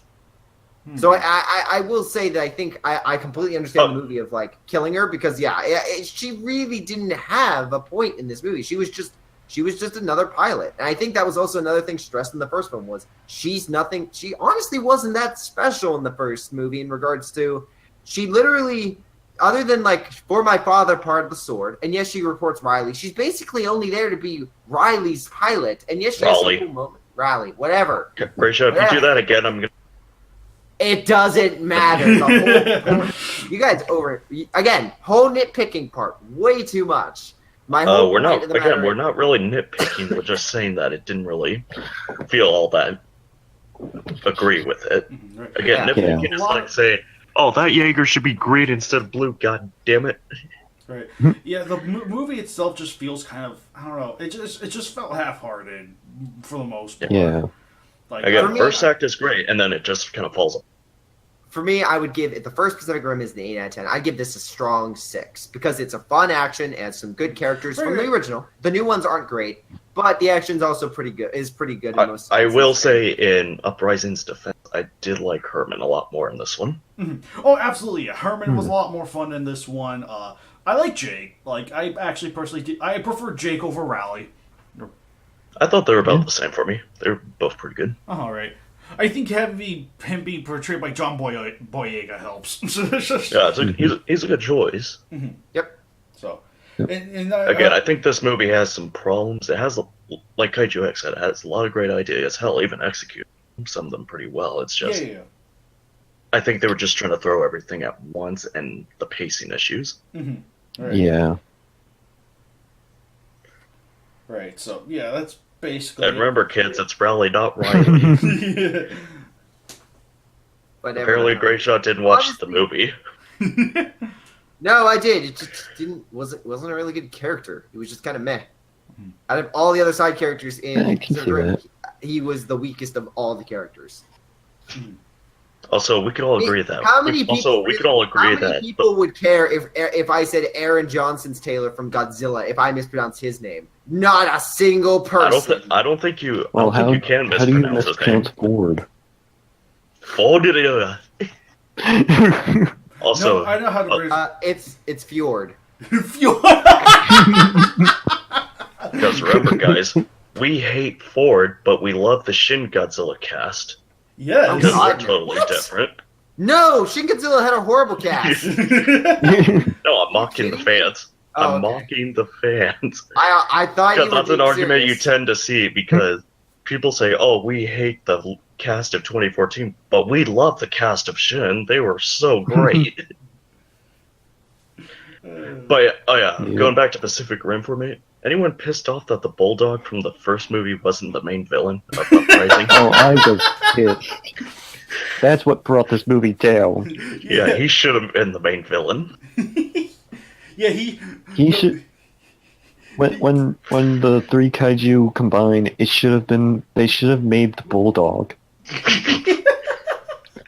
Because here's the thing, the Bulldog was manipulating Chuck into being an asshole in the first one. It made perfect sense. He was trying to make all the pilots destroy each other from the inside.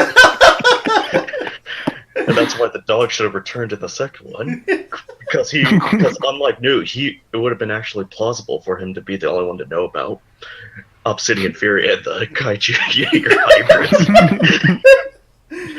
Dick blasted. and the dog wouldn't have been caught by Scott Eastwood. He would have escaped, and he would have activated a secret portal that let all the kaiju out. hence the actual Uprising title making sense if he was the main villain. Oh Lord, that's. See, we should have wrote this film. We could have made a better villain.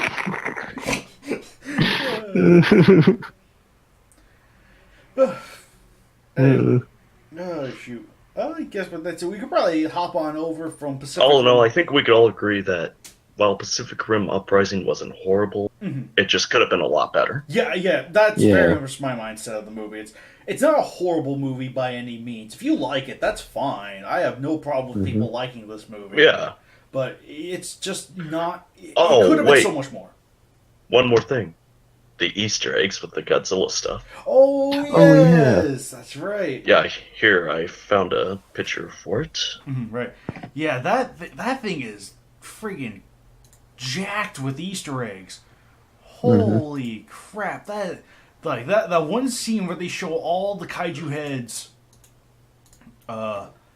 Before I found this picture, the only one I could ever notice was Batra. I didn't notice any of them. My older brother noticed Batra though, but holy crap! Yeah, they were. Oh, they seriously decked out with all of the references in here. Oh man, there are a butt ton of references. Like, hot dang! I'm genuinely surprised. Batra, Gigan, Jiger. Young Gary is in there. I did not expect that. Zigra's in there, I'm pretty sure.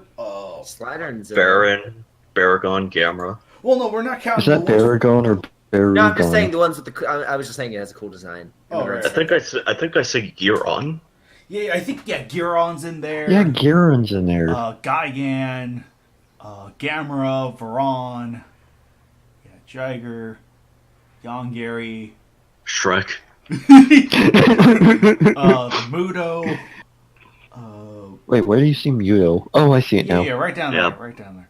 Clover. Yeah, Clover, literally represented as Clover. Yeah. Even though the monster was never name. named, in the movie. Right. That's just what the fans came up.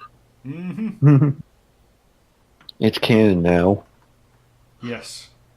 So cool. I'm surprised Toho didn't sue him, even though it's just a cameo. Because we know Toho will sue the shit out of everyone. Even themselves. They probably got permission. I guarantee you, they probably got permission. They probably fair, we just Legendary is. Yeah, Legendary has good connections. I mean, for God's sakes, they're making the Godzilla movie. They're probably like, hey, we're just doing this quick reference. Yeah, totally. No, that's probably where all the budget for Uprising went. And that's why we have a rushed plot. Yeah, it's because they had to pay all that for like a 1 second cameo of all these monsters. That's where the budget went. This makes Gigan versus Gypsy Danger KWC canon. Oh lordy! I think This makes Gigan versus Gypsy Danger canon. Yes, it does make that match canon. Somebody read that match and thought, hey, we should put that in there. Although, let's make it better. Yes. That would be my request. Oh, man. Anyway, but yeah. I will say, though, due to the global box office, I don't think we'll be getting another movie to the Pacific Rim universe unless they make Atlantic Rim. I don't think so. Yeah, I heard about that. Again, I love the world building of Pacific Rim, but am I the only one here that thinks the first Pacific Rim never should have gotten a sequel?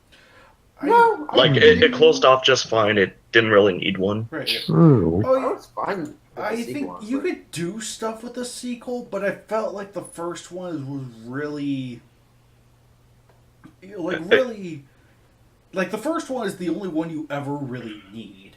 It's so self-contained, you could literally say Uprising never happened, and people would probably be okay with that. Yeah, again, Pacific Rim, amazing world building. It just... The first one is self-contained, it had an ending that could have ended the whole kaiju thread, and we never saw it again. Mm-hmm. Yeah, totally. I think it would have been just... Yeah, it's like...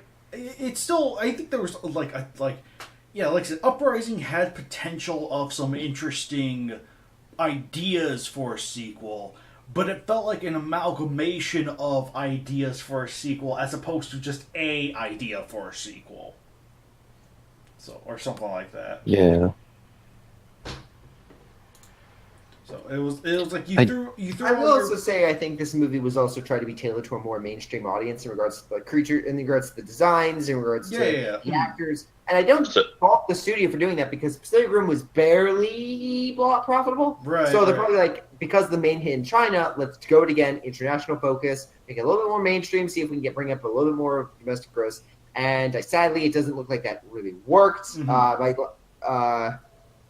Yeah, so... So, are you saying the mainstream audience bland kaiju designs? No, I actually didn't mind the kaiju design I thought was pretty cool in regards to, like, especially the one that when a melee attack hit its shield, it redirected. That one was cool. There were some interesting things about it. It's just the designs don't really scream out to you like going, holy shit, that looks great like the first one did. Right. It seems like their designs were an afterthought. Mm. Yeah, I think the one... Well, it's because they in and of themselves were afterthoughts. It's like, oh shit, we're supposed to have kaiju in here. Right. Yeah, it felt like the whole reason the kaiju were in there was just more like obligatory. Pacific Rim is known for its kaiju. We gotta have them in there.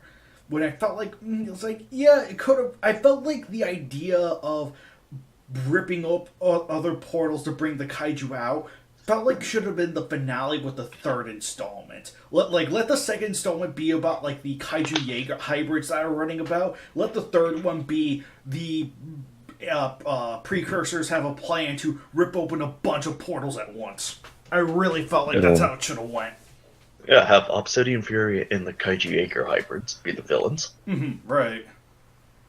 Because Obsidian Fury was awesome. Oh, yeah, by far. Again, I think the best fight in the whole movie was the ice fight. Mm-hmm. Oh, definitely. I think we could all agree on that. Yeah. Counterpoint, though, they kind of did screw themselves with, because I'm just saying this, they doomed themselves like Independence Day Resurgence, is when you put at the very end, say, we're going to take the fight to them, you're never going to get the next movie. You're never going to never do. That's exactly what I thought. Mm-hmm. When I was coming home from the movie. Yep. Right, now he made me drop this movie from a 6 out of 10 to 5 out of 10 because he made an Independence Day. Now this movie gets an F. Yeah. It was clearly trying. I think there was that sense of like, okay, we need to appeal to a mainstream audience kind of thing. Whereas the first one, that wasn't really needed. It was just being itself because it was Del Toro's little love child. You know what I just remembered is like the end of the movie. What? Where they do the whole sequel bait thing. The Super Mario Brothers movie. Yep. So many movies do that, and they never get sequels for it. I mean, the Super Mario Brothers movie should get a sequel. The Mummy. But anyway, let's continue on from Pacific Rim into Rampage. A movie Gray Shot hate. Can I say something really, really quick about Pacific Rim Uprising? Yes. I know that everybody doesn't like this idea, but I think Newt was a good villain. Mostly because of the actor's performance. Oh yeah, he did a great job. Yeah. He felt like he was having a blast. Yeah, like I said. Agreed. Right. Yeah, the idea. Oh, I'm sorry. Like I said earlier, the idea of making a sequel to Pacific Rim leads to the inevitable sense of countering. Like, you can have some interesting character progression, like Newt becoming a host for the precursors, if you will, makes perfect sense. I love how he's addicted to hooking up with the kaiju brain. Yeah, that makes sense. That makes perfect sense within the idea of continuing the story. And I think my biggest gripe is that it kind of has a certain counter against the themes of the original, where it's us trying to overcome them, or us trying to overcome the best and worst of humanity, trying to overcome this threat together.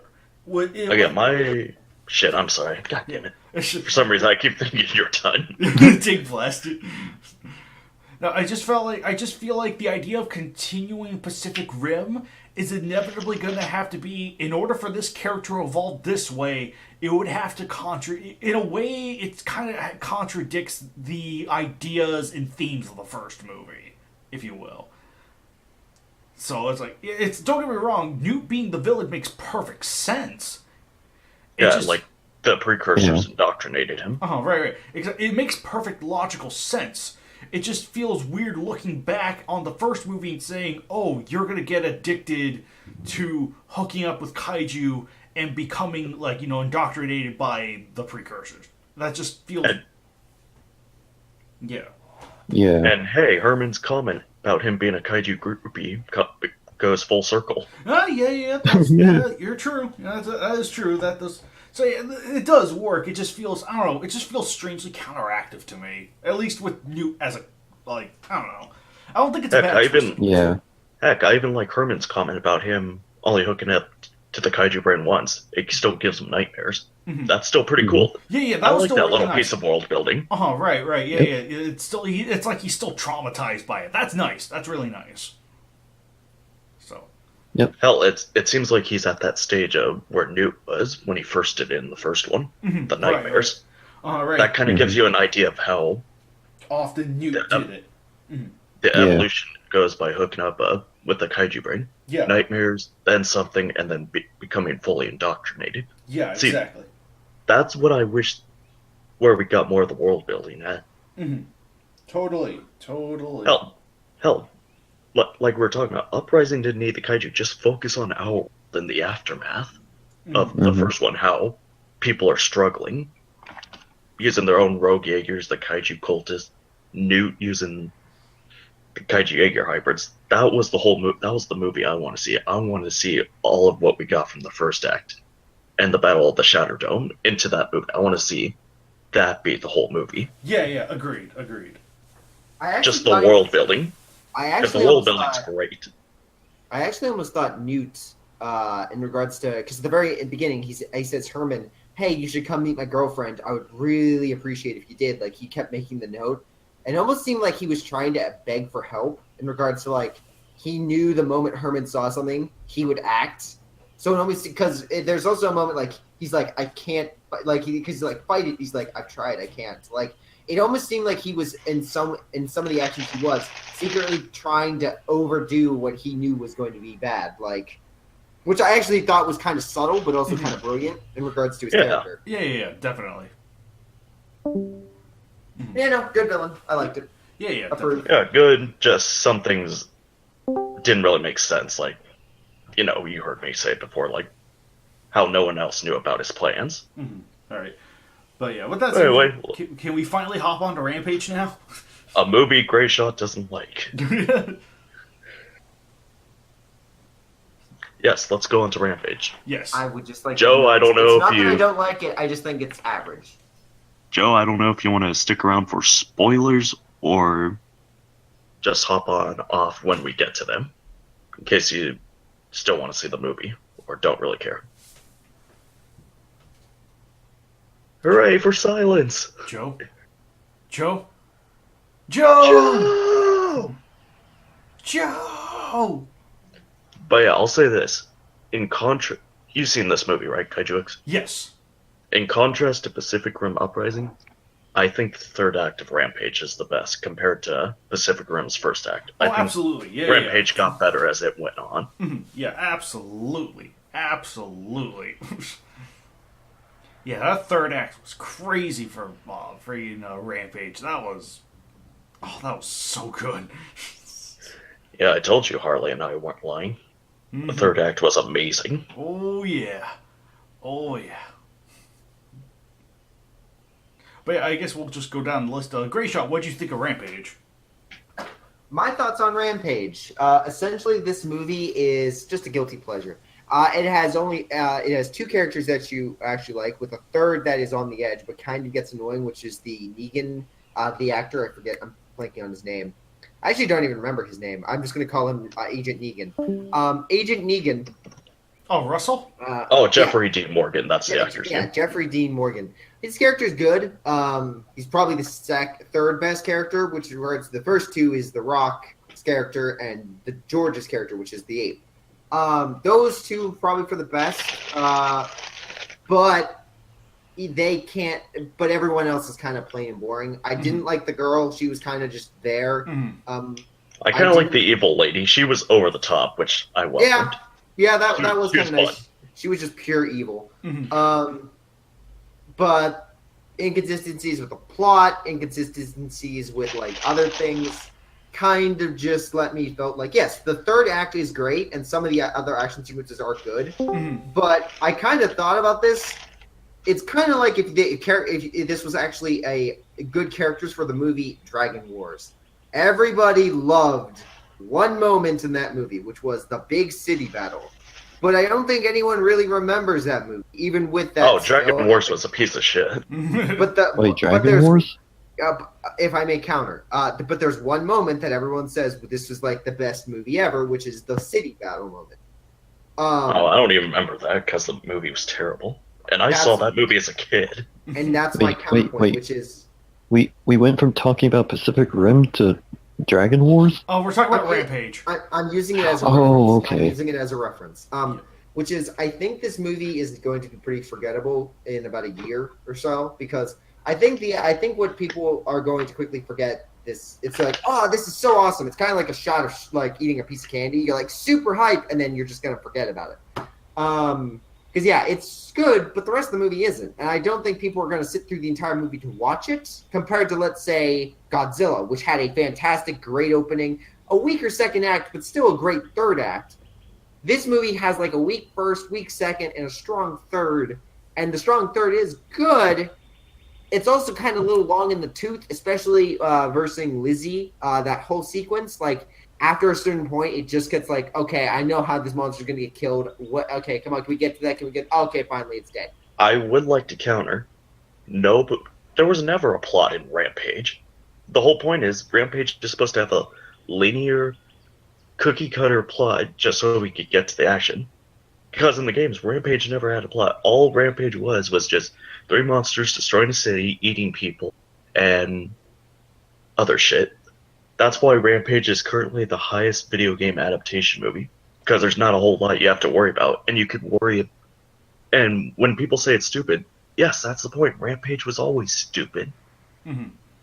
It's supposed to be nonsensical. The characters are supposed to be either over the top or lame, because there really was no characters. Right. And if there was, they were just over the top stereotypes. Right, exactly. It's it's not a movie that's meant to be taken that seriously. It's not like it tried to make. It's alright. Sorry.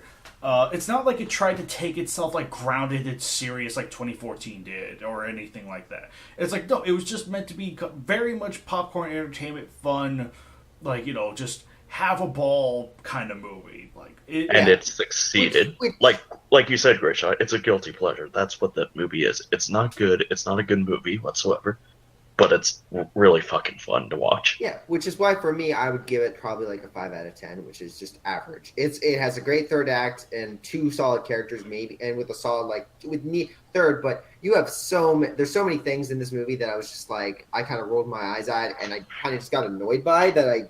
I can't rate this movie because for me I rather had a good, well fleshed out movie, because those are the movies I go back to, the ones with characters. Oh yeah, definitely. Sequences that are memorable, not just 2 characters and a third act. Like there has to be more for me, and this. Yeah, I get that. Which is why for me this movie isn't as good as Pacific Rim, because I liked more of the characters than that. The action I thought was actually better overall in Uprising than in this movie. I think people over time are going to see that. Here's the thing. Rampage knows exactly what it wanted to be.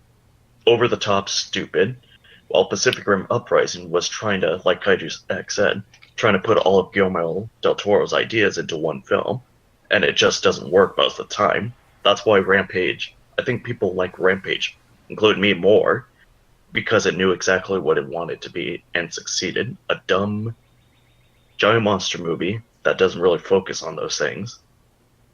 I'm just trying to say that's why I think people like the movie more than Uprising. That and Uprising definitely, I think there's definitely a certain sense of expectation of here's what we want from a Pacific Rim sequel, as opposed to here's what we want from a Rampage video game. I mean, pretty much they like straight up Rampage did not have much to go off of. All you needed were the 3 monsters, like them climbing buildings and stuff and eating people. Congratulations, you met all the requirements. And make some sort of wacky plot. Yeah, just be a time waster. Right. So have a wacky plot that at least gives reasons for these sequences to happen, and there you go. So. Again, I get what you're saying. I'm sort of like you. I want a plot with good characters, a good story, but sometimes with like a movie with Rampage, sometimes you just need that stupid fun movie just to sit back. I would actually counterpoint and say, but you can still do a great movie from, for instance, Batman. Half his comics are him being jokey or funny or something of that nature, and but we got The Dark Knight, which is one of the best movies, if not the best superhero movie, one of the best movies of all time ever. So what I'm saying is, the source material you can put into a better light. You can make a good movie out of things. You don't have to just rely on the jokes, and you can make a greater movie. That's why. Video game movies. I honestly thought, in regards to the video game movies, the Lara Croft movie, or Tomb Raider movie that just came out, I think that's a better movie overall than Rampage. Rampage, I think, is just action and whatnot. But I think, with regards to characters and regards to things, I think the Tomb Raider movie that just came out kind of slightly edges it out in regards to better video game movies, because I think that also gets to the heart of, again, an actual movie compared to Rampage, which I think is just visual eye candy. Yeah, but we're saying with Rampage, you don't have to worry about screwing things up, or you could be as dumb and jokey as you want, because, like I said, Rampage was always stupid. And yeah, you can make a better movie out of it, but if you want to try to, I don't know, when I'm trying to think of the word or words, you don't have to worry about pissing off the audience as much, because there's not a whole lot of source material to adapt. And again, you could be over the top as much as you want. Right. Yeah, Rampage could at least afford to be over the top, whereas like other video games that have stories to them are ones you need to worry about because there are stories to them.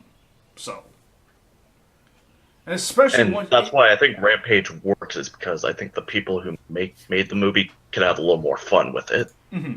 Right. Yeah, I will say, though, in regards to the fun, again, for me, I didn't have some jokes hit, some really missed. Mm. I think some of the jokes are the typical what The Rock would make, because he's in every movie now. Yeah. I can see that. I think for me, it was especially George's final joke. I was just like, the first one I was like, that's clever. Second one was like, you've got to be kidding me, seriously? Right. Oh, I thought that was kind of funny. I because again, this is stupid. And I'm kind of like going, oh, okay, whatever. Yeah, that final one kind of left me on a bad. Also, he's walking away. Okay, are we allowed to spoil the ending? Is that Joe? Do you want to leave for a few minutes while we talk about spoilers, or do you not? Yeah, I'll deafen myself for a little bit. All right, well, we'll let you know when you come back. Okay, we're good. Yeah, my final thing was literally for most of the movie, George is murdering people left and right. And the final shot is him just walking. All the military people saving the civilians. He's just walking. It's like, are you kidding me? No one knows he's good. No one saw, like, other than like the main guy. No one saw it. So they're like, oh, there's the monkey that killed hundreds, if not thousands, of people. Yeah, we're just gonna be cool and help these civilians. It's like, what? No, they'd be shooting him. There would have to be a giant radio message saying he's on our side now. We cool. It's like I'm not disagreeing with you. I'm just trying to rationalize what I'm pretty sure once they saw like George like helping out the Rock or protecting them, I'm pretty sure some military guys maybe saw him said, hey, maybe this monkey is all right now. Right. That's I think that's the thing. I'm pretty sure we didn't get to see it, but I feel pretty confident at least the people in the area I can understand. Like, obviously these people might have been seeing George fight Lizzie, making them think, oh, maybe this thing's on our side now. Like, instead of working with them. Yeah, we're not disagreeing with you. We're just trying to rationalize. Again, we're not trying to disagree with you at all. We're just trying to simply offer another, like, little bit of perspective. Like, yeah, the people in the area might be more willing to hop on George's hand and whatnot. And that'll probably give them enough time to warn. Yeah. Oh, no, yeah, because that moment I was just like, yeah, that monkey, yeah, he's going to get murdered. He's going to get, like, there's going to be tanks and stuff firing at him again, and he's going to be running away. Well, I'd imagine there would be revolts for everywhere else, though. Like, anywhere else where George happened to trample on people and whatnot, people in George's wake might be, like, salty about it. So. Oh, yeah. But I think we could all agree that the way Lizzie killed Ralph was fucking awesome. Oh, yes. Oh, that was awesome. Man, that was great. Oh, man. Yeah, that was... Fatality. Oh, man, that was crazy. I mean, just that whole third act was just goddamn awesome. Mm-hmm. I loved it. Touche. Yeah, that third act was pretty... That was a great... Hell, I loved all three of them climbing that building at the same time. Yeah. Hell, the different ways they were climbing it was great. I know, that was so good. Oh. But yeah, it also felt like, honestly, I think like George and Ralph obviously get most of the focus for the first two acts, and Lizzie's just sort of like, she's a bit more on the short stick compared to the other two, but I also feel like it works as well. Like, yeah, George, she gets compensated. Mm-hmm, right. Yeah, she gets compensated nicely for just being a tank, a frigging tank. Just keeps pushing on even after getting her friggin' gill blown out, after getting missiles shot in her face. It's like after all that, she's still kicking. It's like, hot damn, she is trucking, and it definitely makes up for her lack of screen time for sure. Because it's like, I do think she should have gotten a scene how Ralph got one at the first act. Mm-hmm, right. Give her a little scene. Right. I think the best we get out of her post-mutation is, like, her just scrambling in, like, the Gulf of Mexico or whatever before speeding off of the signal. Other than that, though, it's like, when she hits it by the third act, it's like she really has a presence. And because George and Ralph had such good, because those two were so, because they were the ones given the most focus, I had no problem with Ralph being the first to go. It felt like Ralph had enough screen time. We're good, Yeah. Also, I really liked Ralph's beginning scene, where the soldiers are trying to hunt him down. Oh yeah, that was really cool. I was not. One note: the guy with the 50 cal can literally see Ralph running. He's like, "Huh, this wolf is as big as the trees." And he shoots him. It's like, yes, this is totally going to work. It's like you didn't notice it's like you literally saw the wolf run by trees. I think you would have known it was, not dead or how big it was. Oh, right. Hell, I'm pretty, like Harley said, I'm somewhat surprised there's some gore in there, like chopped up pieces, or the violence. Oh, right. Also, I loved how George ate the evil business lady just because of how over the top stupid it was. Oh yeah, that was great. I just loved how it was shot and how it sounded. Oh right, because that shot showed me, okay, this is exactly what the movie is. Not trying to be serious. It's stupid. I love it. Right, totally. So, and I think in a way it's just kind of like exaggerating a certain aspect of the game where it's like, oh, you eat people. Here he is eating people. Cue everyone asking for monster card versions of the film versions for the KWCE. Yeah, even though Ralph is the only one, that makes sense. Right, that makes logical sense to add since he's the one that's the most unique of the bunch. Easily. Like, I was not expecting Ralph to friggin' flick his tail and shoot a porcupine spine. That was cool. Wish he could have used it more, but oh man, that was cool. Yeah, if anything, I could see Ralph from the film getting his own card. Definitely. George and Lizzie are basically the same. Right. I think really the best they have are just super regeneration, and that's probably roughly about it. Yeah, hell, George could just be a skin. Right. Yeah, movie George could be a skin for George at the KWCE, though I feel like Lizzie could I think Lizzie could pull off her own thing. She's just a bit on the simple side, that's all. Like, giant crocodile, I think you could work with that. Like, giant crocodile as opposed to a bipedal lizard. I think there are some differences there. So, does that mark the end of spoilers? Do you guys have any... Yeah, I overall had a really good time with the movie. It was exactly the movie I was expecting, so, yeah. Yeah, it was pretty much what I expected. Big, dumb movie. Probably not going to leave an impression. And I will say, have you guys seen A Quiet Place? No, another monster movie that just I'll let Joe know. Right. Okay, We'll bring I Joe... will say that it also came, and that is a monster movie, technically. Oh, okay. If I can give my thoughts very quickly. Go ahead. Yep, Okay. Go ahead. That was our thoughts on Rampage. Cheesy, fun film, which you'll probably enjoy. Quiet Place, for me, I think it's a fantastically shot movie. The characters are well done beyond belief. The environment is fantastically realized. These characters, they're well motivated. All of those mechanics work.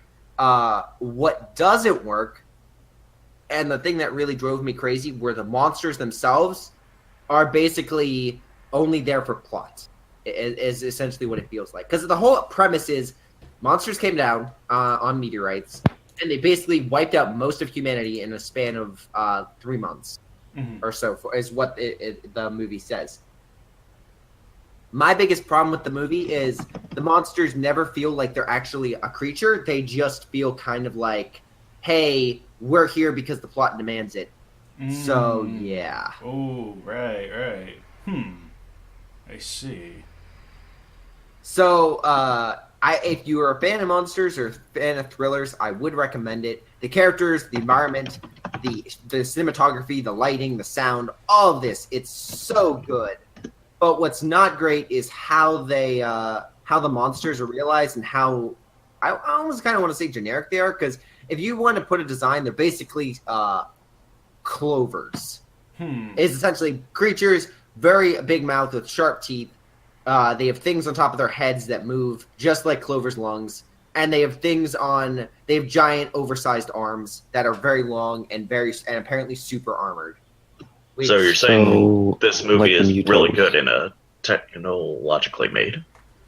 Yes, it's a super well put together film. It's a well-made movie, but the monsters themselves are the biggest disappointment. Yeah. Oh, without any doubt, the monsters themselves are my biggest problem is the monsters. They never show any sign of intelligence, any sign of like, we're doing this because it is the logical thing to do.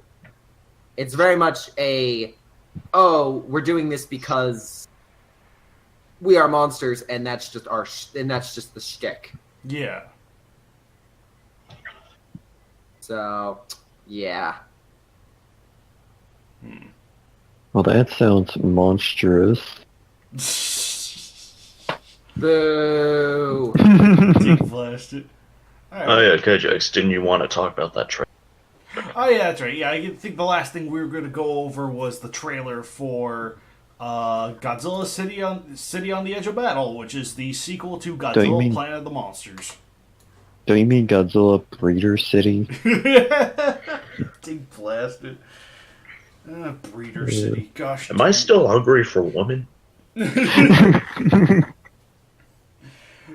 I think that, I really very much enjoyed that trailer. I think Godzilla, honestly, I think Godzilla himself, I will say this much, Godzilla himself looks great in that trailer. I think all the shots they used of him, he looked so good. And I am so curious to see where they go with Mechagodzilla. How is he going to be able to handle 300-meter Godzilla and whatnot? I am so curious to see what they do with them. Also, I couldn't tell, but were the Mothra fairies in there? Because it looks like they were wearing the same clothing. Yeah, they were in there. Yeah. So Mothra's probably in it. No confirmation on Mothra per se, but I think promotional material has alluded to Mothra. Godzilla killed our god and it's left behind eggs or egg or something. Hooray for possible Tokyo SOS reunion. Yeah. I hope it's Batra. That'd be a nice twist. That would be interesting, but it's probably going to be Mothra because she sells tickets, I guess. Although I hear Batra's been pretty popular lately. Oh, all right. Because remember recent games, references. Yeah, you're not wrong. You're not wrong. El City, Shrouded in Darkness, whatever it's called. He was one of the few Godzilla Kaiju in it. Mm-hmm. Yeah. Yeah. Yeah, definitely. It could happen. It could happen. Hell, it seems like Toho is now more accepting of bringing back some of the old Kaiju instead of the usual ones. Yeah, definitely. I don't know. That just seems like what's happening. Because Dogora, Kamakrus, and Orga were in the animated Godzilla movie. Yep. And Dagara. Oh yeah, Dagara. Yeah, well, I guess they don't actually care about him because I can't remember him. Yeah, it's like Toho suddenly remembered that they have a shitload of Kaiju instead of just 5. Mm-hmm. Yep. Right, exactly. Yeah, we have more Kaiju, like Anguirus, and Baragon, and who? Kiryu. Also, is it just me, or does the Godzilla anime sound more interesting if it was more based on the Kaiju apocalypse, like the book said? Yeah. Right. Instead of just being set in the future? All right. I think, if you ask me, because I believe this series was originally envisioned as a TV series, I feel like the anime storyline should have been season 1, the first 12 episodes should have been centered on the Kaiju apocalypse, and then season 2 could have been the future story with Haru and whatnot. Yeah. Yeah. I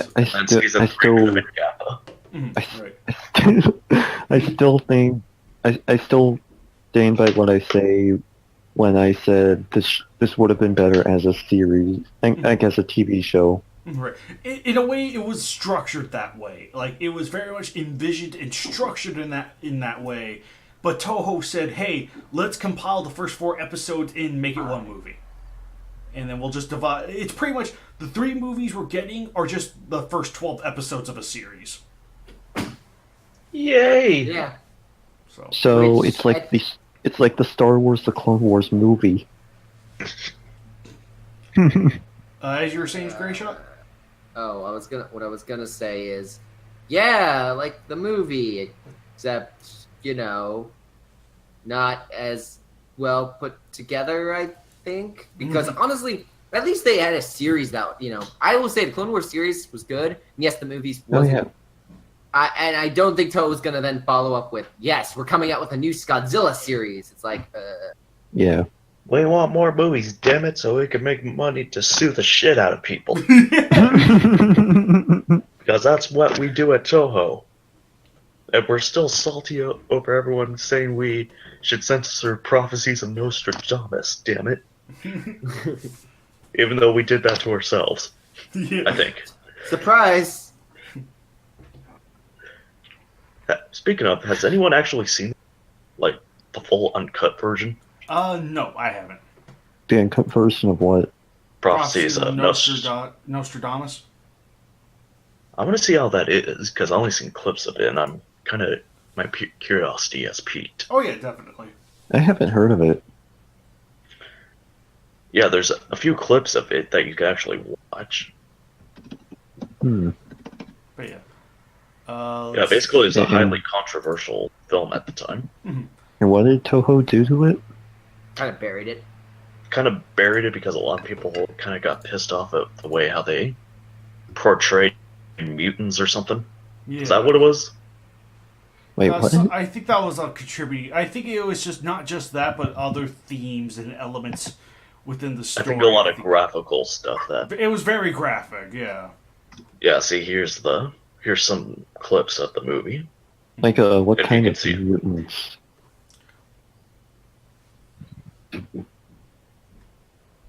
Let me see if I can find a picture of.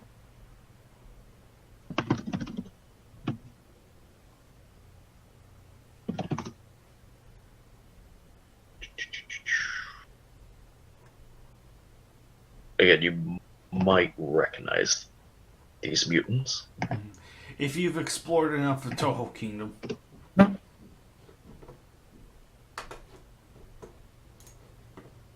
Oh, that thing.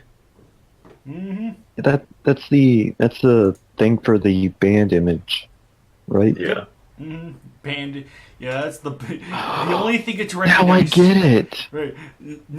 The thing it's recognized for is not because the movie was so controversial in its day that it was banned.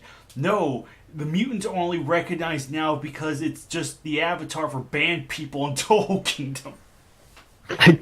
I get why that's the avatar for banned users because the movie was banned. Yes. But yeah, the movie After actually all has some these interesting years. shots. Mm-hmm. Well, Rights to its design and whatnot. How does the movie end? Just the world ends? The world ends with, like, nuclear war happens, there's the mutants in. Those are basically the only survivors. It turns out it's just a possible scenario that, from one guy explained it to, was it the government or something, was it? Of how this could potentially go if we don't change our ways. Like, it's kind of like an anti-pollution, nuclear, anti-war kind of thing. yeah. Like, it makes sense. It is the 70s. Mm-hmm. Yeah, it's basically like a what if, like one of the possible scenarios that could happen if we continued those ways. Yeah.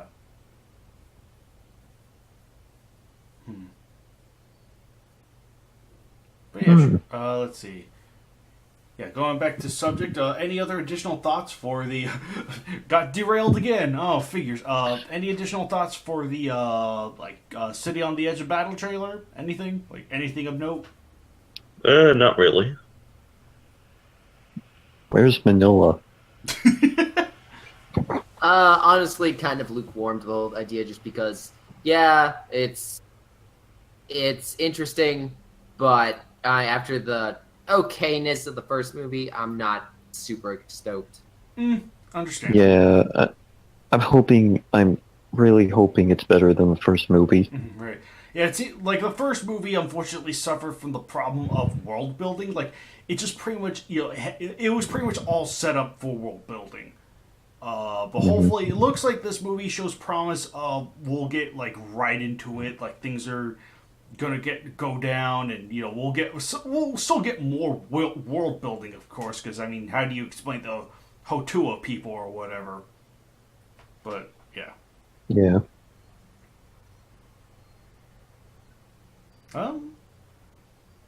And yeah, with that said, I guess,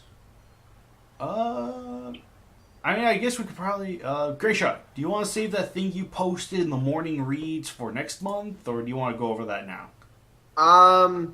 I think This is releasing. The match will be up. So technically, there was one KWC that was supposed to be up by now. Yeah. But due to other people getting things, it was delayed till Sunday night. Okay. So maybe next month we could go over it in more detail. We can go over it next month if we're out of time. Yeah. So is Yeah, what you posted going to be the next KWC? Yep, that's going to be the next KWC there. No one else is going to see the video. Yes, you guys can all yell at me because technically it is also my match. Yeah. Oh boy, can't wait to see Maguma versus Ibira versus Gabra. Alex, you got it all wrong. It's Manila versus Bagan and Space Godzilla. Wait, I thought it was Bagan the city, that Pokemon, and Bacon fighting. All the above? Yes, Yes. all the above. Gray Shark, do you want me to delete the banner from the chat? Or Oh yeah, you can. Okay. That's totally fun. But yeah, no. Otherwise, that will be coming out soon. I'm super stoked to see what people think of it. Right. Yeah, and then we'll by the next KWCC, we'll go into more detail of what decisions were made, what was the reasoning behind it, etc. I feel like that would definitely be a subject of a subject of it's like a subject in of itself worth talking about that could probably last for a long time in terms of... yes. Yeah. And I think this match is going to... I think some people are going to really like it. I think some people are really going to hate it. So I am just stoked for all of it and more. Gray Shot will bask in the sweetness and the saltiness of the people. Yes, I shall. That's what I Is do he right trying to now. make another match once it... Oh. Oh. Anyway, but with that said, this Oh, concludes... is it going to be 1,000,000 words long? Oh, Lord. We'll see. In the meantime, see you guys next time for the next KWCC. Until then, folks. Bye.